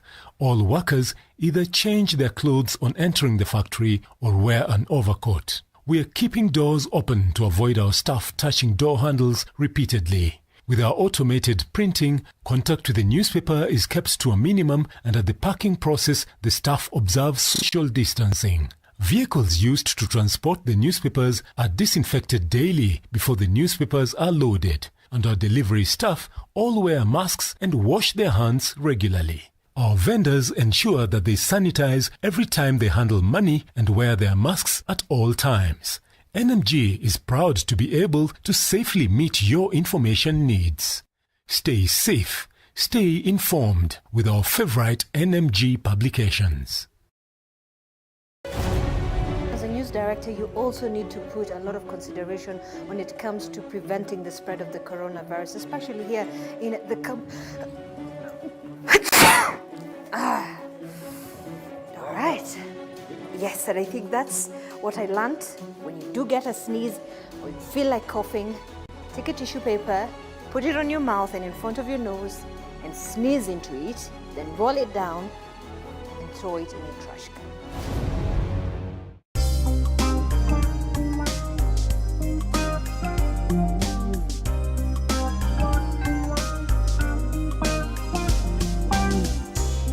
Ndovu flowers are fortified with vitamins and minerals to provide wholesome goodness for the whole family. Ndovu all-purpose flour makes the most delicious chapatis, mandazis and all other pastries. Ndovu is readily available at your nearest shop. Ndovu Tosha. Lisa, my darling, you know that I will never forget you. But life goes on. I think the time has come to give myself another chance to be happy. My father spent 2 years locked away feeling depressed. You show up and everything changed. Why's that, Lashana? What are you getting out of all of this? One thing's for sure, you need to find a way to fix this. All right, you know what? You're not giving me orders. I know what to do and how to do it. We know that's not the case. Better leave me alone and let me do things my way. Along came love in association with Blue Band Peanut Butter.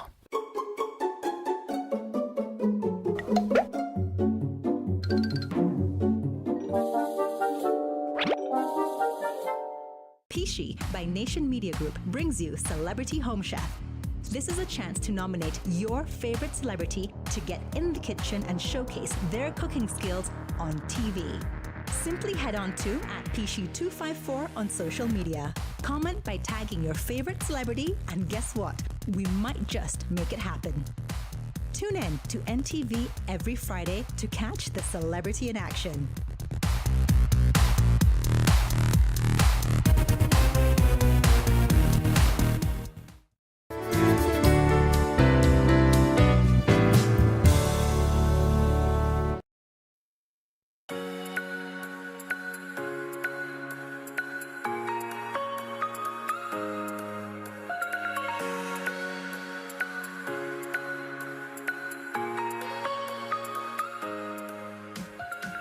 Welcome to your world, and this morning our focus is on money.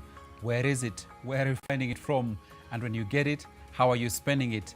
And the little that you have, how are you managing that? So we've got a couple of experts here with us to help us on this discussion. John Nyangi, who's the head of research at the Institute of Public Finance, is with me in the studio. And via Zoom, we're also joined by Rina Hicks, who is the finance advisor and analyst and director at FIDA Investment Bank. And we're going to continue with that conversation on pensions. But first, we've all been hearing about how MPs are looking to increase their pensions. Now, it will be quite a burden on the taxpayer if you consider the 119 billion shillings being paid out in the current financial year in pensions and gratuity. Some industry stakeholders say that some of the interventions in the NSSF 2013 Act could have saved the day. The burden of servicing pension obligations on the taxpayer has been on a steady rise, with data from the National Treasury indicating that in the current financial year, 119 billion shillings will be drawn from the public purse for pension and gratuity, up from 92 billion shillings spent in the financial year 2019-2020. Stakeholders in the pensions industry hold that the design of the Kenya's Public Service Pension Scheme, which saw a number of workers on defined benefit scheme as opposed to contributory schemes, is to blame for the rising burden of pensions and gratuity on the taxpayer. We have an issue of many people who are working in the government who are retiring currently. And the problem is that these people belonged to a scheme that was not contributory, what we call the defined benefits scheme. And sadly, when you use the particular calculation or the procedure that they use to compute the benefits, it's making up this big figure. So how exactly does the defined benefit scheme work, given that unlike the contributory schemes many in the private sector are used to, members in such would not have to be making periodic contributions? In such a scheme, a formula is used to calculate your pension savings in a way that maybe they take the number of years you've been working, your last salary, they multiply by the number of years you've been working to, and maybe they multiply by another factor. Among sector experts, there is growing push for the implementation of sections of the NSSF Act of 2013, which have been stalled by court orders. It was a good act in terms of the procedure, the amount of savings, reasonable amounts. Then it's a contributory scheme in that you don't have to burden taxpayers for this money when you are paying out people who are retiring. The NSSF Act was a good solution. It was a blueprint when it comes to solving issues of pension and improving the livelihoods of retirees in the country. Okay, now, John, let's pick up on that story a little bit. We're heading towards the danger of a pension burden. What's your reading of state of pensions in Kenya, just seeing what, and also what Parliament is wanting to do? Yeah, pension should not be a burden. One is a good thing that comes to people at old age. And now it becomes a problem when, like, for example, the scheme for the public servants who are now set to benefit. Now, it was non-contributory. That means they did not contribute to that pension scheme. So, which means the taxpayer is going to carry all that burden. It's up to the person, while you are in active employment, you contribute for your pension, for your retirement. Then now, that amount is invested, it is grown, so that by the time now you are retiring, it has earned income, there is return to that amount, and therefore you can enjoy your benefit. But these people are reaping where they did not sow.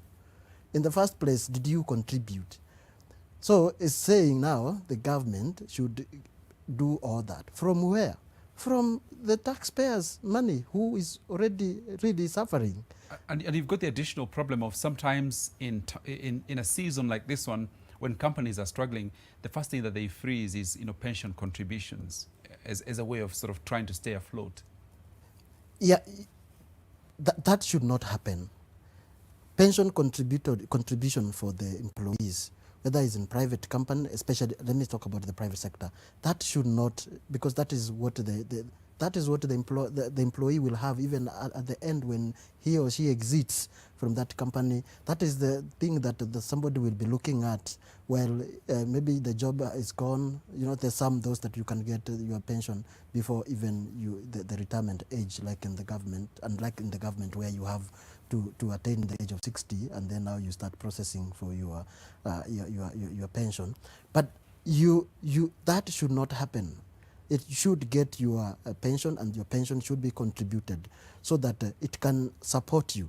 And actually, like for the civil servants, for a long time, the government has not been paying those retirees, and they are really, really suffering. Like Rina mentioned that 80% of those who are retiring in Kenya retire poor after spending all their active period in employment, and now they're going back in the communities. They are, at old age, you have some complications, you need support, and you do not have the pension to support you. So that is something that needs to be seriously addressed. The government should pay their rightful pensions, and they should also ensure that people are contributing for their pensions and investing the pension well so that it can grow. When the time comes for the people to access, they are not really going into the past so much. Okay. Now, Rina, let's talk to this imaginary 30-year-old who has not started to invest in their pension. First of all, what are the reasons why they should do that? And just take us through the steps of how you go about saving for your retirement. Okay, thank you, Joseph. And John, thank you for those views. They're quite helpful. If I'm addressing a 30-year-old, I think the first thing to say is that it is important for you to save. There's a certain, when I was in my 20s, I remember having this feeling that as I continue to grow in my career and in my business, that I'm always going to continually do better as my age continues to progress. But the reality of life is that we don't know. We don't know that your job is going to continue to exist, as we've seen in this season. And so when you have work or have a business that is bringing you an income, you must put money aside. Now, how do you do this? There's different ways you can save for your pension. If you're in a company and this company allows you to, or at least is contributing towards pension, then it makes things a lot easier. You know, for some companies, they encourage employees to contribute 6%, for example, and the employer matches that amount by the same 6%, which means straight off, you're actually doubling your money almost immediately. And so, which is such a great thing and such a positive thing to actually sign up for. So I'd say if you have a pension, facility in your place of work, please sign up for it. I know that there's companies that I have spoken to who offer this to their employees, and they actually say no, because these employees feel that you're taking away my income, and yet they're not. The thing is, we are putting away money so that when you get to the age of retirement at 60, you have money available to draw down on. So that's one of the things. If you're employed and your employer allows you to put a pension which they match, please go ahead and max out so that then you can, take advantage of this opportunity. If you're self-employed, or perhaps you work for an employer who does not offer pension, please note that NSSF is not something you can count on. The amount that we pay per month is too little. It's only 200. I mean, an employer 200, which is 400 shillings. I mean, you'll end up with only about 600 at the best, 600,000 that you take home when you're retiring, which is nothing. So you have to take other sources of income and create your own pension. So the other way you can do it is sign up with, there's many companies out there, mostly offered by insurance companies, where you can sign up for an individual pension account and start putting aside money towards that. The thing about pension is that there's tax benefits that are available to you, and it's a forced saving. So besides that, continue to save in other ways. Pension in and of itself is actually not even enough, because ideally you want a situation where when you retire, you have an income that comes in that replaces your prior income by at least 70% for you to enjoy your retirement. So if I was earning 200,000, or let's say 100,000, I need to ensure that when I retire, if my income before I retired was 100,000, I need to ensure that after I retire, I have passive income of 70,000 shillings that's coming in. How do I do that? I do that by having an individual or an umbrella pension fund, by signing up at my place of work or individually, as well as investing my money in other assets. So putting my money and so on. Yes, Joseph. Rina, I just want to ask, what proportion of your income or salary should you devote to the pension? So it depends. I think it depends. So generally, I think you should be saving, depending on age, of course, but you should be saving at least 20 to 30% of your income. Now, how you apportion that will vary from person to person. There's people who put between 5 to 10% in pension, and then the other 10% in other activities. So you buy shares, you save up, and then look for real estate projects that you can invest in, build the real estate, so that then you find other ways of saving your money, so that will then create passive income in your 60s and 70s. And from experience, Rina, what is it that keeps people away from contributing to pensions? As mentioned, the figures are so high in Kenya. Why are people so reluctant or unwilling, or unable to save for their retirement? So I think it's multiple problems. I think the companies that issue these products have agents, and these agents typically you find are insurance agents who only sell insurance, which, I don't know, I guess perhaps it's because insurance products give higher commissions. I don't know, that's my assumption. But you find that insurance agents hardly sell pensions as an opportunity. So it's not sold very well. So there's a lack of understanding of what these products are. They're not insurance products, they're savings products. And so people don't even understand that. Let's start there. And then secondly, people feel that if I contribute now, it's reducing my income. Why should I can save my money myself. I'll put it in a money market fund, or I'll put it in shares and I'll manage it myself, which is fine. But the problem is when stuff happens and you need to draw down on money, you will draw down on that money and use it. Now, with pension, irrespective of what happens, it's very difficult to draw down on that money. So then, it's sort of forced, and you ensure that you save irrespective of what happens while you continue to live while you're working. Okay, and a quick thought from you, John, especially for small businesses. Again, if you're running a small kiosk somewhere, do you still think about pension? They should, but unfortunately, very few have taken the pension. Pension is kind of formal. And looking like in our economy, Kenya, 80% of our economy is in the informal, where it's not regulated, where they are working here today, tomorrow they have relocated, the incomes are not stable, and also the incomes are very little. So looking at those small business owners, genuinely, they do not have that income to put aside for pension. Savings is a function of income. That means what you save is what is left after you have consumed the income you have earned.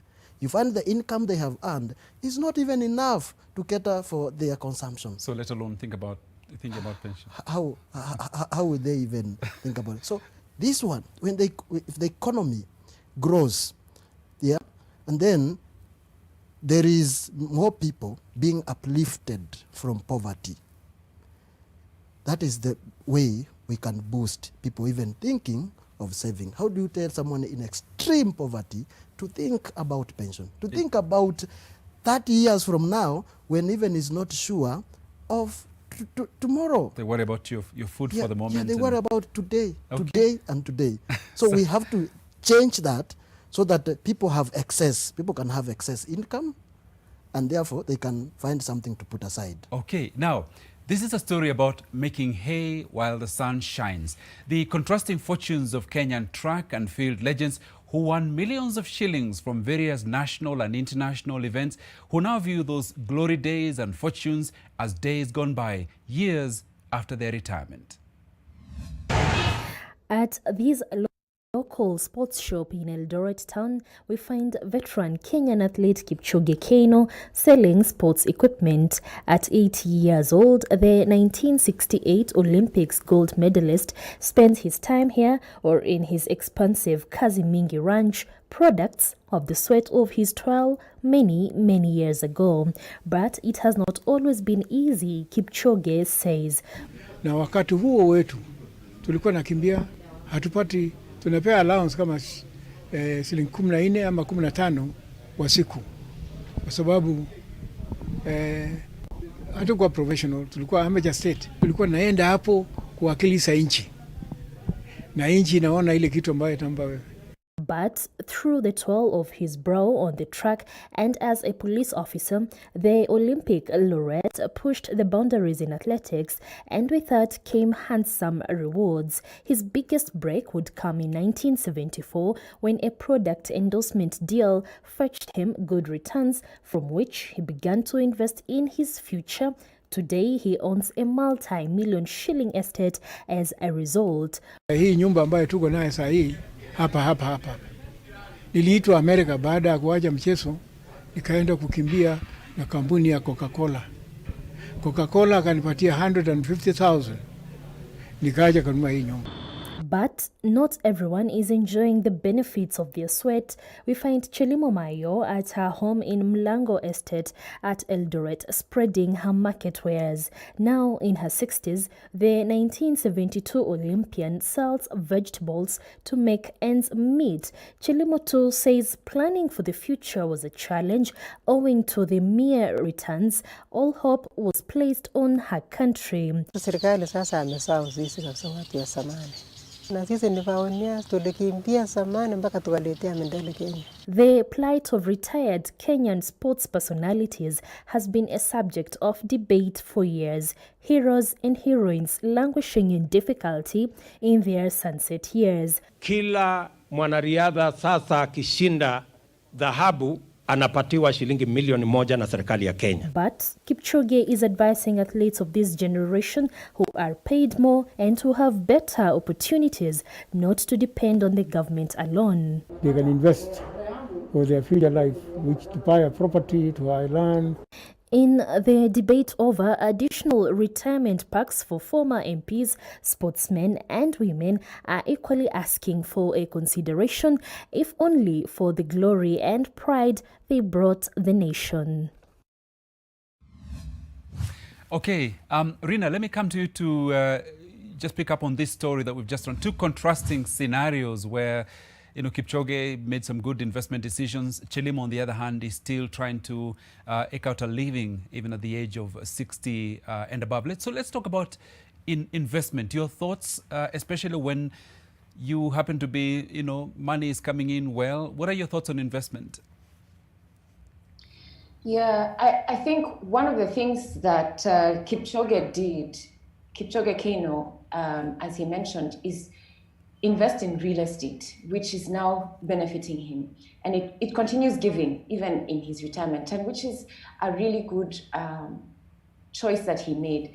For this other lady, unfortunately, I can't say for a fact, maybe she was still earning that 14 shillings a day until she retired. So I don't really know if she had the opportunity that he did earning. But what you find is that when you have an income coming in, and then perhaps you come to retirement and you get a lump sum, the unfortunate thing that happens is that at that age of 60, 65, people just start to get ideas of what they could potentially do with their lump sum.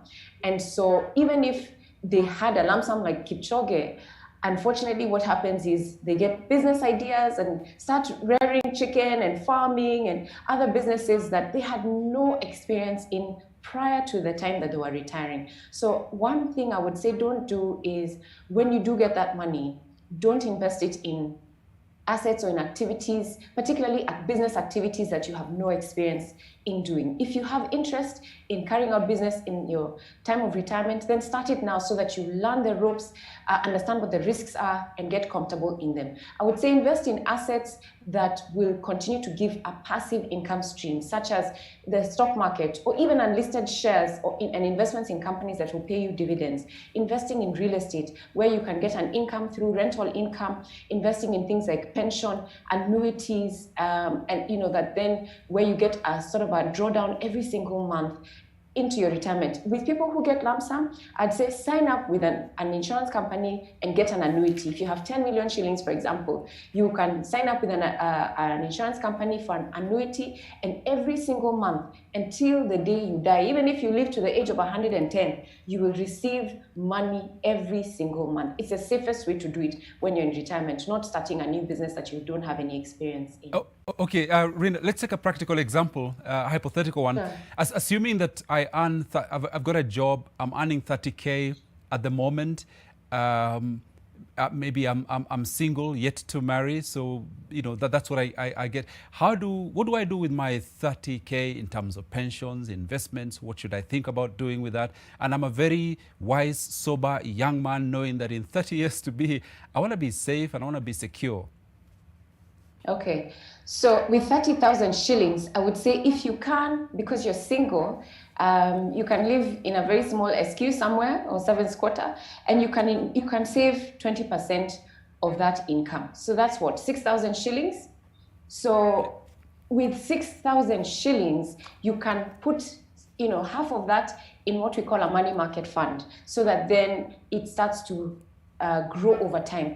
The other 3,000, actually put all of it, and as it continues to grow, you will withdraw some, put in a pension. You can put just 6% of that in a pension, or even less, 5% in an individual pension fund. And then the rest you can start investing in the stock market. For example, with shares, you don't even need a lot of money. 100 shares is the minimum amount of shares you can buy. And right now in this season, when we have a recession, you find a lot of shares of companies that are solid and stable are available for us to buy at discounted prices. And so you start to think, which shares can I buy? You can buy 100 shares of any company that you decide to buy every single month, and you'll be able to do that with just 6,000 shillings. In fact, with 2,000, you can buy shares, and the rest of the money you can put towards your pension. And then I would tell this 30-year-old or this single gentleman, how can you find an additional income stream besides this business or besides this employment you have, so that you can add to that 30,000, and that extra, even if it's 3,000 a month that is extra, you're able to continue saving, so that when opportunities come, you can invest that money. And opportunities are many. You know, you find there's the people who are in business. Like I could be in the transportation business and I don't have enough money. I can't go to the bank. I have an opportunity to supply goods or transport goods from here to Thika, and I don't have enough money to be able to do that. And I can borrow, and I can borrow from my friends and pay them back. So those are also other business opportunities I can get involved in, that if I have the money available, I'll be able to take advantage of it. But if I don't, then I don't have the money. So save at least 20% of your 30,000 shillings and live within the balance of that money. Okay, thank you, Rina, for that free consultancy. John, na utaongeza mawaidha kidogo. Yeah, she's talking about 30%. And even at the national government, we're seeing that the Public Financial Management Act says that 30%, a minimum of 30% should be capital expenditure. That spending which is on things that will bring more income.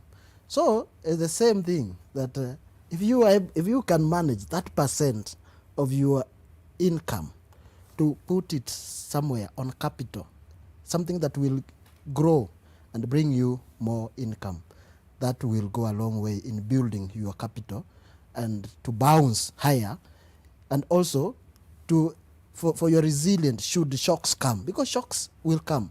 Now when they come, do you have some shock absorbers that will help you bounce back? And something I would add is that I would advise listeners and also individuals and businesses to consult financial investment experts. We have people who have really studied this, have practiced this, have done research on this. They have statistics on what works and what works not. So what works for you may not work for me. What works in your context may not work in the location that I am. So if you're saving with a bank or with a financial institution, almost all those institutions have financial investment experts. Please visit that institution, sit, and those services are there for free. Get that financial expert, share your story, your context, where you are, your environment, and then they're able to advise you correctly on what will work for you that will minimize the risk that you're likely to lose. So bottom line, seek guidance. People have made mistakes. We can learn from those mistakes. We don't have to make mistakes. To repeat them. Okay. Yeah. Okay. John, thank you very much indeed. Now we'll take a short break, but before we do that, there's some comments again from you on our hashtag #NewNormal, and here's what you've been saying. Mohammed Mwanjugu, you're saying, so sad all these things happening in the 21st century, particularly 2020, should be erased completely from our calendars. It's high time we stop announcing COVID-19 cases and announce unemployment rate statistics instead, and account what we've lost so far for better planning. Thank you, Mohammed. And George Nyakundi, you say, absolutely true. Kwanza, mimi tangu February sijafanikiwa kulipa rent arrears. Kazi ilisimamishwa ghafla, things went upside down. Kazi mtaani imekuwa last bullet. Haya, asante na pole kwa vituko vyote. Philip Onyango, you say, landlords should be considerate. And yes, indeed, we have seen some who are considerate. Asante sana, Philip. And yes, those are your comments for the moment. There's another one here from Asiago Wanyarangi. You say, many are struggling with rent. Indeed, the statistics are quite high. Thank you for that, Nyarangi. This is from Samuel Washira. You say, let's be realistic. With all these job losses, if you have nothing, you're told not to borrow. What other options do you have? Otherwise, it's easier said than done. Okay, you're tutauliza wataalamu wetu hapa studio, what if you have nothing? What do you do with nothing? Taking a short break. We'll be right back with more on Your World.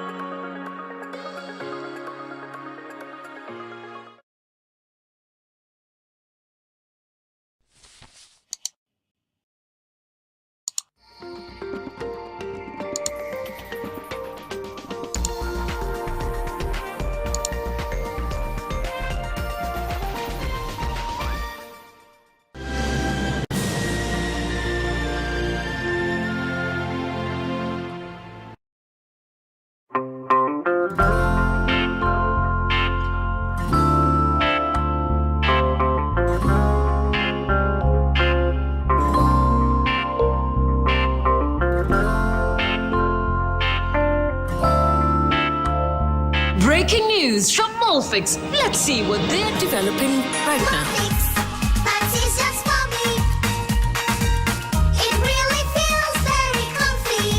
Molfix pants with anatomic fit technology. New Molfix pants, an invention from babies for babies. You should also try Molfix. Get free access to digital learning today. For primary and secondary students, one can now access learning and revision materials that has been approved by KICD. Dial *291# and subscribe to Safaricom Digital Learning and Shupavu 291 today. Tufungue njia. Elimu iendelee. To achieve great things in life, you must do little things every day, like the 1, 2, 3 with Colgate. 1, wake up, wake up. 2, brush up, brush up. 3, smile through your day with a fresh breath and strong tea. Smile through your day with a fresh breath and strong tea. Do the 1, 2, 3 with Colgate and give yourself a future to smell about.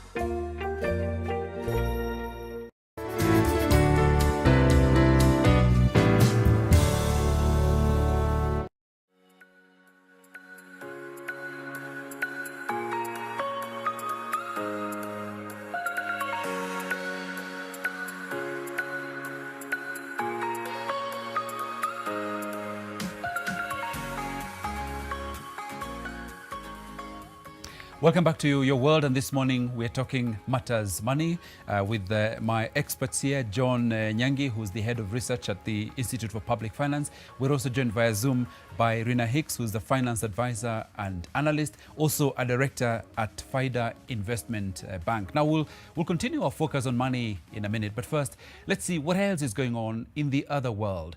New Zealand locked down nursing homes nationwide on Wednesday after a 102-day streak without the coronavirus ended, as Prime Minister Jacinda Ardern said the outbreak could force her to postpone next month's general election.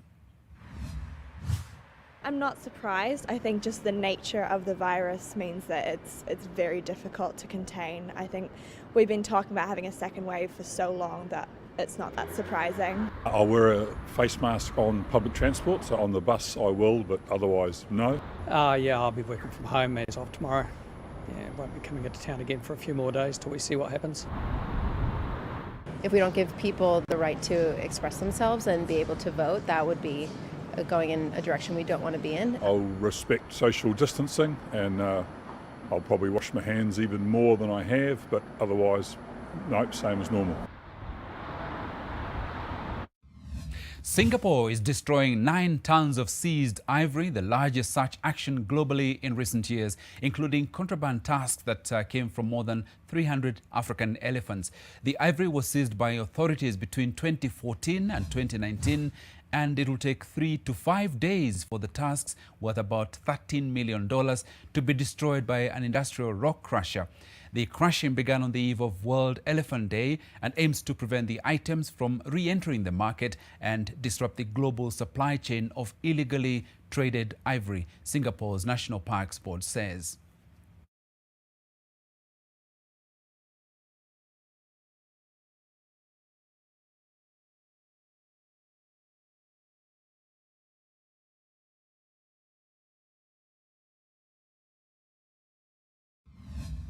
Indonesia on Tuesday launched human trials of a Chinese-made coronavirus vaccine with some 1,600 volunteers slated to take part in the 6-month study.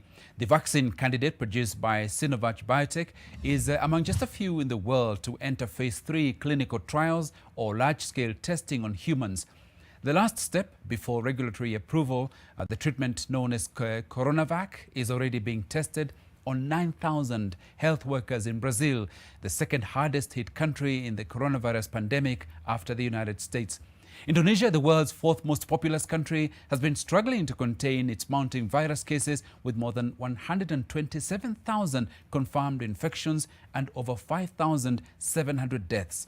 If the vaccine proves safe and effective, Indonesian officials say there were plans to produce up to 250 million doses in the country of nearly 270 million people. On Tuesday, Indonesia's president toured a factory in Bandung City operated by state-owned pharmaceutical firm Bio Farma, where production would begin.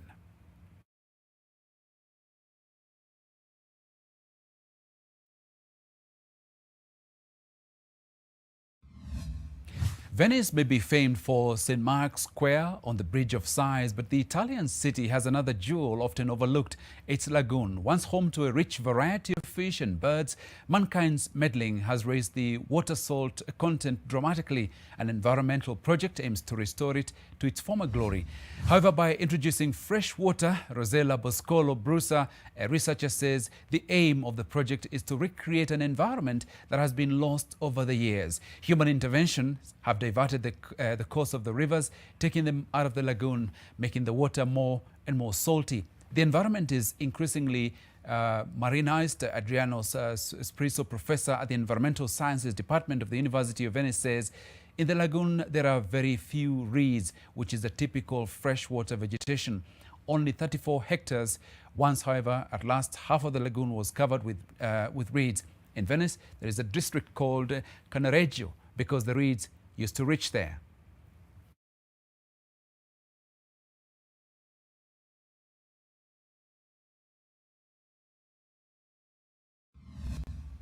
Finding Freedom, a biography of the Duke and Duchess of Sussex, written by journalists Omid Scobie and Caroline Durand, is released in UK bookshops, shedding light on the couple's acrimonious split with the royal family. Harry and Meghan have made it absolutely clear that they weren't interviewed for this book and they didn't authorize it. But reading it, it's absolutely impossible to believe that it could have been published without their tacit consent. I think the book was motivated partly by their need to put their side of things as they see it, albeit unofficially, but also by the reluctance to burn bridges. For example, the absence of criticism of the Queen, the Duke of Edinburgh, and Prince Charles. Hence the fact that the arrangement with the royal family will be reviewed by the end of March next year. There's no criticism of the Queen in this book. What there is the strong feeling that you have that Harry and Meghan are very deeply controlling and very often selfish, that they're also deeply talented and have a unique way of communicating with people and would have been absolutely ideal dealing with pivotal issues of diversity, of racism, of the need for gender equality. The Cambridges won't like this book, they're not intended to, and there's no doubt that Meghan and Kate clearly have very little in common and didn't get on particularly well, and this was shown, and shouldn't have been, at the Commonwealth Day service at Westminster Abbey, where people could actually see both couples appearing to be very distant, something that's very unusual in royal life. The new provision to increase MPs' retirement benefits triggered reactions from various people from different parts of the country. Mimi sioni maana hawa watu walipo hiyo mishahara, kwa maana already si wameshafanya kazi yao, tuko tukiwalipa. Sisi wananchi nani atatulipa? Kama sasa biashara zetu vile ziko chini, hakuna kazi, hiyo pesa kuwalipa itatoka wapi? Sasa hiyo mambo ya wabunge kupewa pesa, mimi sioni ikiwa na haja, kwa sababu wamekuwa kazi na mtu akimaliza kazi yake analipwa ile kazi amefanya. Hiyo pesa ingine unapewa kama hujafanya kazi haina maana. Mimi naona mnavaa mwalipe kwa sababu ni kazi walikuwa wanafanya na hiyo ni haki yao. As for me, I don't see whether there is any need for them to be paid 100,000 per month, because I do think that they had their savings there before they retired. Sema akae nyumbani kwa sababu ya nini? Kama vijana wale wengi ambao wana pesa, ngiri 100 inaweza ikaiburi vijana kama 5. Kila kijana 2020. Sisi bado tunapinga hilo swala kwa sababu vijana wengi hawana kazi. Na unapoangalia siasa jinsi vitu zinalumbana, utagundua kuwa baadhi ya hao wabunge hata ambao walikuwa katika siasa, wao walikula ya kutosha. Hapo sisa, kwa sababu hao wabunge ambao walifanya kazi wana pension na wako automatically kwa pension. Hao sasa 1,100 aje. Na sisi ambaye hatukufanya kazi mfano kwa serikali na wengine watapata nini? Swali langu mimi nauliza, hizi pesa 100,000 every month kweli zitaenda kutoka wapi? Na vile uchumi iko katika nchi yetu ya Kenya, kwa maoni yangu ningeonelea kwamba wangeempower vijana ambao kesho they will give back to the community. Okay, now in a moment I'll be asking my two guests, Rina and John, to tell me where is the money, because we did promise on this show to look for money. Rina already gave us tips about stocks and shares, but I want to, what are the other opportunities in this pandemic season? But first, let's pick up what Kenyans are saying, and John, to you first. These are the Kenyans who will be required to foot that 100k bill per MP's retirement pension, and they're not very happy with that. Yeah, I think the MPs should watch that, and also the president, who's now everyone is looking at whether he will assent to that law, should also see what the Kenyans are saying, and he should act appropriately and be responsive to what the people are expressing about. Because the issue is not about the MP's pension, but the issue is the amount. It is coming out that, you know, our legislators are they highly compensated, like on this continent. And when you look at that, them on the other side and the average Kenyans, the people working in the same economy, there's a huge gap. So that inequality is what makes even the Kenyans have such sentiments. When they imagine how much that 100k is, and they know they cannot, how many people in this economy can do that. So the issue is, can we have an economy that can take care of the gap to come down a little bit? And why increase it, especially at this particular time? And like I saw one viewer there saying that they have their pensions. They have their pensions because they employed, it's a compulsory that you have to contribute for your pension. Then why would they not want to benefit from their legally and formal pension, and they want to increase it again? And increasing it, where are you taking the money from? You know, when there's someone who is losing for you to increase, and that person who is losing maybe is the person who is down there. So the president should see what the Kenyans are saying. That bill is on him to sign it to become law. But even the former councillors, they also passed one that they should also be paid huge sums of money, but it has not been actualized. So I suspect even this one too, the president is watching. He will not let all these people crying because of this and take money to compensate people who are already doing very well. Okay, Rina, let's look for money for our Kenyans. Where are the opportunities in this season? To invest our money? To find the money, even, opportunities for business, for investment, you know. Oh, opportunities to find, oh, wow, okay. I think the question to ask ourselves is, what are the needs in my community? And are those needs being met? And do I have the ability, the skill, and the know-how to meet that need? So for example, I remember going for a run on a bypass somewhere, and that bypass, the entire stretch has no shop, no supermarket, no convenience store, and it was very interesting to see vehicles. And I'm not suggesting that this is a business you should take, but I just found that people are very innovative. You know, had pickups, you know, Voxes, all kinds of vehicles, had lots of fruits, vegetables, eggs, you know, all kinds of food stuff on those vehicles, and people were coming there to shop because it was convenient for them to do that. So I was like, okay, these guys have found an innovative way to meet the need of the community there, and as well as also make an income. So the question is, you know, people are still eating, people are still need services, so how can you meet the services that people or products that people need and are using every day is the question we need to ask ourselves to see how do we make that extra coin. Is it somebody who needs their clothes washed? A lot of people have sent their house helps home because they're afraid of the disease, but they need help, you know, with washing clothes, even if it's an arrangement where you say, okay, where can I go, konje, I'll come and I'll wash them from there, and there's no interaction. Wash the clothes, you know, hang them and then leave. How can I do something that will at least give me 500, 1,000 shillings when I work in a day? Okay. So there's many things that we can think about based on, and see how we can, based on our skills and our abilities, we can meet. Okay, Rina, and John, it's also important to think of innovation in this time. That's one way of finding money. Yeah, especially for the young people.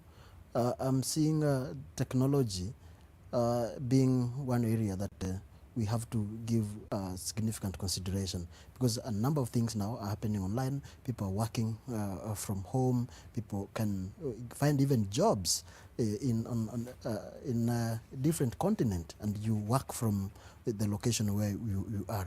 So that is something that we need to take serious concern about and invest in the technology. And those who are yet to get conversant with the technology, then that is an area that you have to consider. That is an area that money is at the moment. People are going to do business online. People are going, can you offer solutions? Can you think of solutions, online solutions? And like Rina has said, you know, money comes from a problem. If I solve your problem, you will give me money, even if you didn't want to give me money. So study the problem. And more problems have come in this time of COVID. So see what problem and what was the solution to this problem previously. Then innovation. How can you solve it better, cheaper, and easier? So that if you solve a problem in your community, that is the opportunity. People gonna give you money, whether they know you, whether they don't know you, they like you, they don't like you. If you have solved the problem, then they will pay you. To me, I'll say begin by looking at the problem. And the problem now should not be at the community level alone. It has to be also the global. We have people like, I was seeing some international NGOs who have been working here. It has become difficult to do project visits, and it has become also expensive. So they're also looking at how they can partner with the businesses on the ground here to do the work. Secondly, even myself, I work in the research unit. We used to travel a lot to collect data in the field, but with the limited travels, social distancing, we are not able to do that as we used to do. So what are we doing? We are devising new mechanisms of data collection by even now engaging people in that particular area that we would travel to, and also going to do like virtual interviews, phone conversations. So those are some of the areas that we have to think about. Okay, now Rina, earlier you talked about the importance of keeping your mental health, especially in this season, even as, you know, with all the financial difficulties that we have.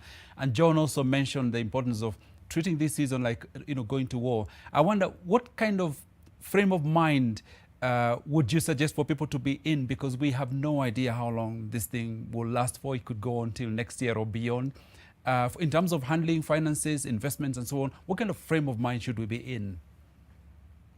I love the word that John used earlier, and he used the word hibernate. And that's the frame of mind that I think we need to have where spending is concerned and looking for opportunities. I think we need to be aware that this circumstance and COVID-19 could be with us for the foreseeable future. I'm glad to see that there's countries that have identified a virus and we're going to testing phase, but we still don't know how long will it become until it's commercialized, how long until it comes to Kenya or to Africa. And so for now, it's to accept that this is a circumstances, or this is a circumstance I find myself in, accept that, and now think, how can I adapt my every situation and circumstance? Also recognize that you're not alone in this. We're all in this together. Every single business, every single person has been affected in one way or another in this thing. And so we have to find a way to collaborate with one another. And so please have in mind that you're not alone in this. Stay together, stay in community, talk to your friends, talk to your family. Don't be in this alone, and find ways to then now see, how can I adapt my income? How can I adapt my spending so that then I can survive and ride through this wave? Okay, thanks for that, Rina. Now, John, looking at the global scenario, if this pandemic continues beyond this year, maybe runs for much longer, I wonder what kind of impact as an economist you can foresee on our local economy. We've seen countries like the UK, for example, reporting, going into recession in the last quarter. What might be the impact of a pandemic that goes well into 2021? Whether this goes beyond 2021 or even it ends now, the economy is already in a recession. Actually, even our economy is already in recession. You can see the number of jobs that have been lost. People are sharing here and saying how they have lost their jobs. Yeah, they have moved to the rural areas. Even the landlords who are renting those houses, they have lost jobs, because jobs is not on, even when you have your apartment and you're renting it out, that's a job, it gives you income. So when people are moving out, that means you're losing that job. So there is no now income. You find that even the people, business when are going down, people are not renting, the economy is contracting. And it has been estimated that our economy is likely to contract up to 1%. That is job losses will be many of them, many job losses will happen.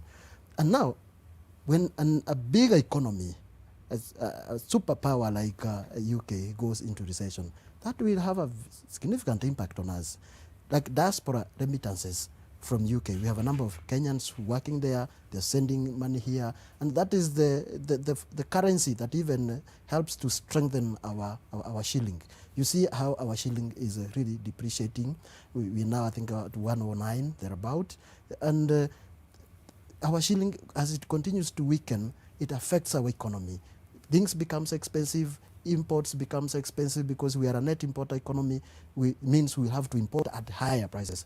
The demand for our shilling goes down. So that will affect the entire economy. And now, what needs to be done? We need to cut completely. It's not, we need to cut our focus. We need to focus on what is very important. As a nation, that as is. a nation. And you know, Warungu, when you hear a time like this that billions of money have been lost, it should not. It's not the time to lose money at all. At all. This is the time when we are talking even at individual level. Yeah, get what is very what you need, what you can cut down, and minimize wastages. Wastages, when we see money being lost, that should not happen at this time. That should be minimized. The little resources that we are left with, we spend it efficiently and to the area that need it most. If it is in the health sector, they spend that in the health sector. Like I've seen even testing people, I have surprised that testing is very expensive. So the government should also channel people who want to check their status. I saw the report by KNBS indicated that 88% of Kenyans are willing and ready to check, to be tested. But you know, the cost is 10,000 in private, where the lines are not very long. So funds should be directed like in health, the safeguarding lives and livelihoods. Then after that, the recession, the business cycles, we will go into recession and then we will recover. The truth is the recovery. After we go down, we will recover. Okay. We will recover. Rina, as a financial analyst, looking ahead to maybe a prolonged pandemic, what does that mean for us and as investors, for our money? What should we be preparing for if this state of play continues for much longer than we thought? Yeah, which is likely. And we shouldn't be very aggressive in the way that we invest in risky opportunities, because you want to make sure that you have your money in a safe investment. So, you know, that's what I would encourage. Don't invest in high risk opportunities. Invest in things like treasury bills and treasury bonds. Invest in safe places. You know, have your money in cash and fixed deposit accounts. Have your money in money market funds, because you want to be able to have cash available for when we start to recover. Because when we start to recover, and just before we start to recover, you sort of see the signs of recovery coming. You have an opportunity to invest in higher risk opportunities, but at very good prices, because the longer the recession goes, the longer we'll see, you know, prices of assets coming down. So if it's, you know, a house, for example, that you want to buy, you know, perhaps just wait it out a little bit, build a war chest of cash reserves is what I would say in this season, because the more cash you have, the more you have available to meet your needs, particularly your basic needs, as well as money available to be able to make investments when opportunities do arise. Okay, and as we come to the end of our show, John, your closing thoughts on money matters to people who are watching us?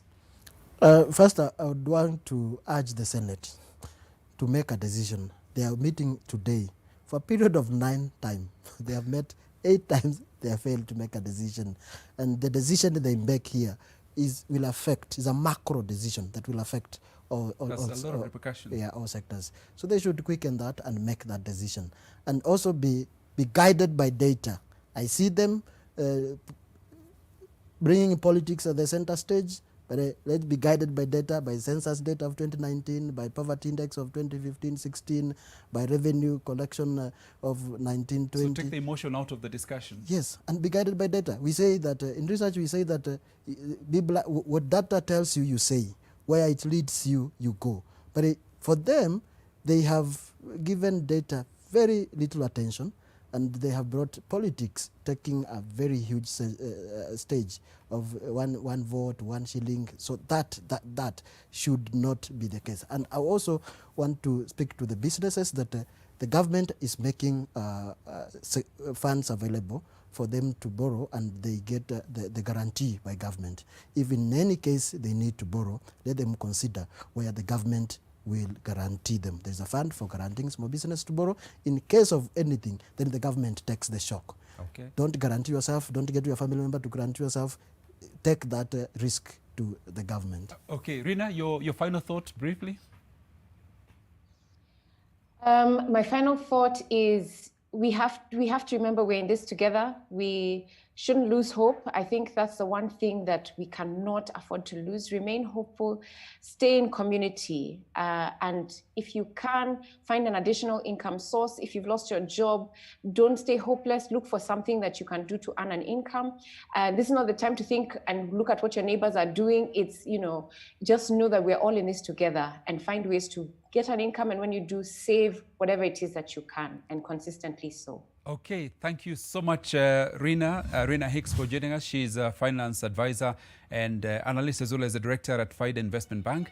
And also thank you to John, my other guest here in the studio, who's head of research at the Institute of Public Finance. Now, tomorrow we'll cast the spotlight on the gender that is worst affected by COVID-19, men. Was C.S. Kagwe right when he said, we men, we think we can't die? That's men behaving badly, tomorrow at 7 a.m. But as always, we start your day with a workout session in the company of experienced fitness instructors. Tize Nyumbani kicks off at 6:30 a.m. in the morning till 7, when we then throw the focus on Majama. Until then, thank you so much. Keep safe and have a good day. Thank you so much.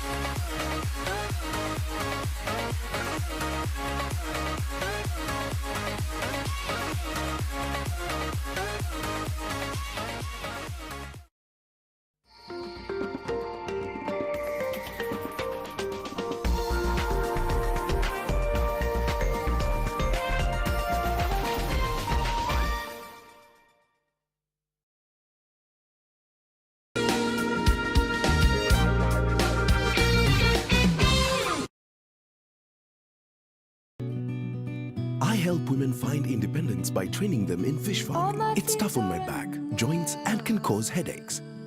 Panadol Extra relieves multiple types of pain. If symptoms persist, seek medical advice. Pishi by Nation Media Group brings you Celebrity Home Chef. This is a chance to nominate your favorite celebrity to get in the kitchen and showcase their cooking skills on TV. Simply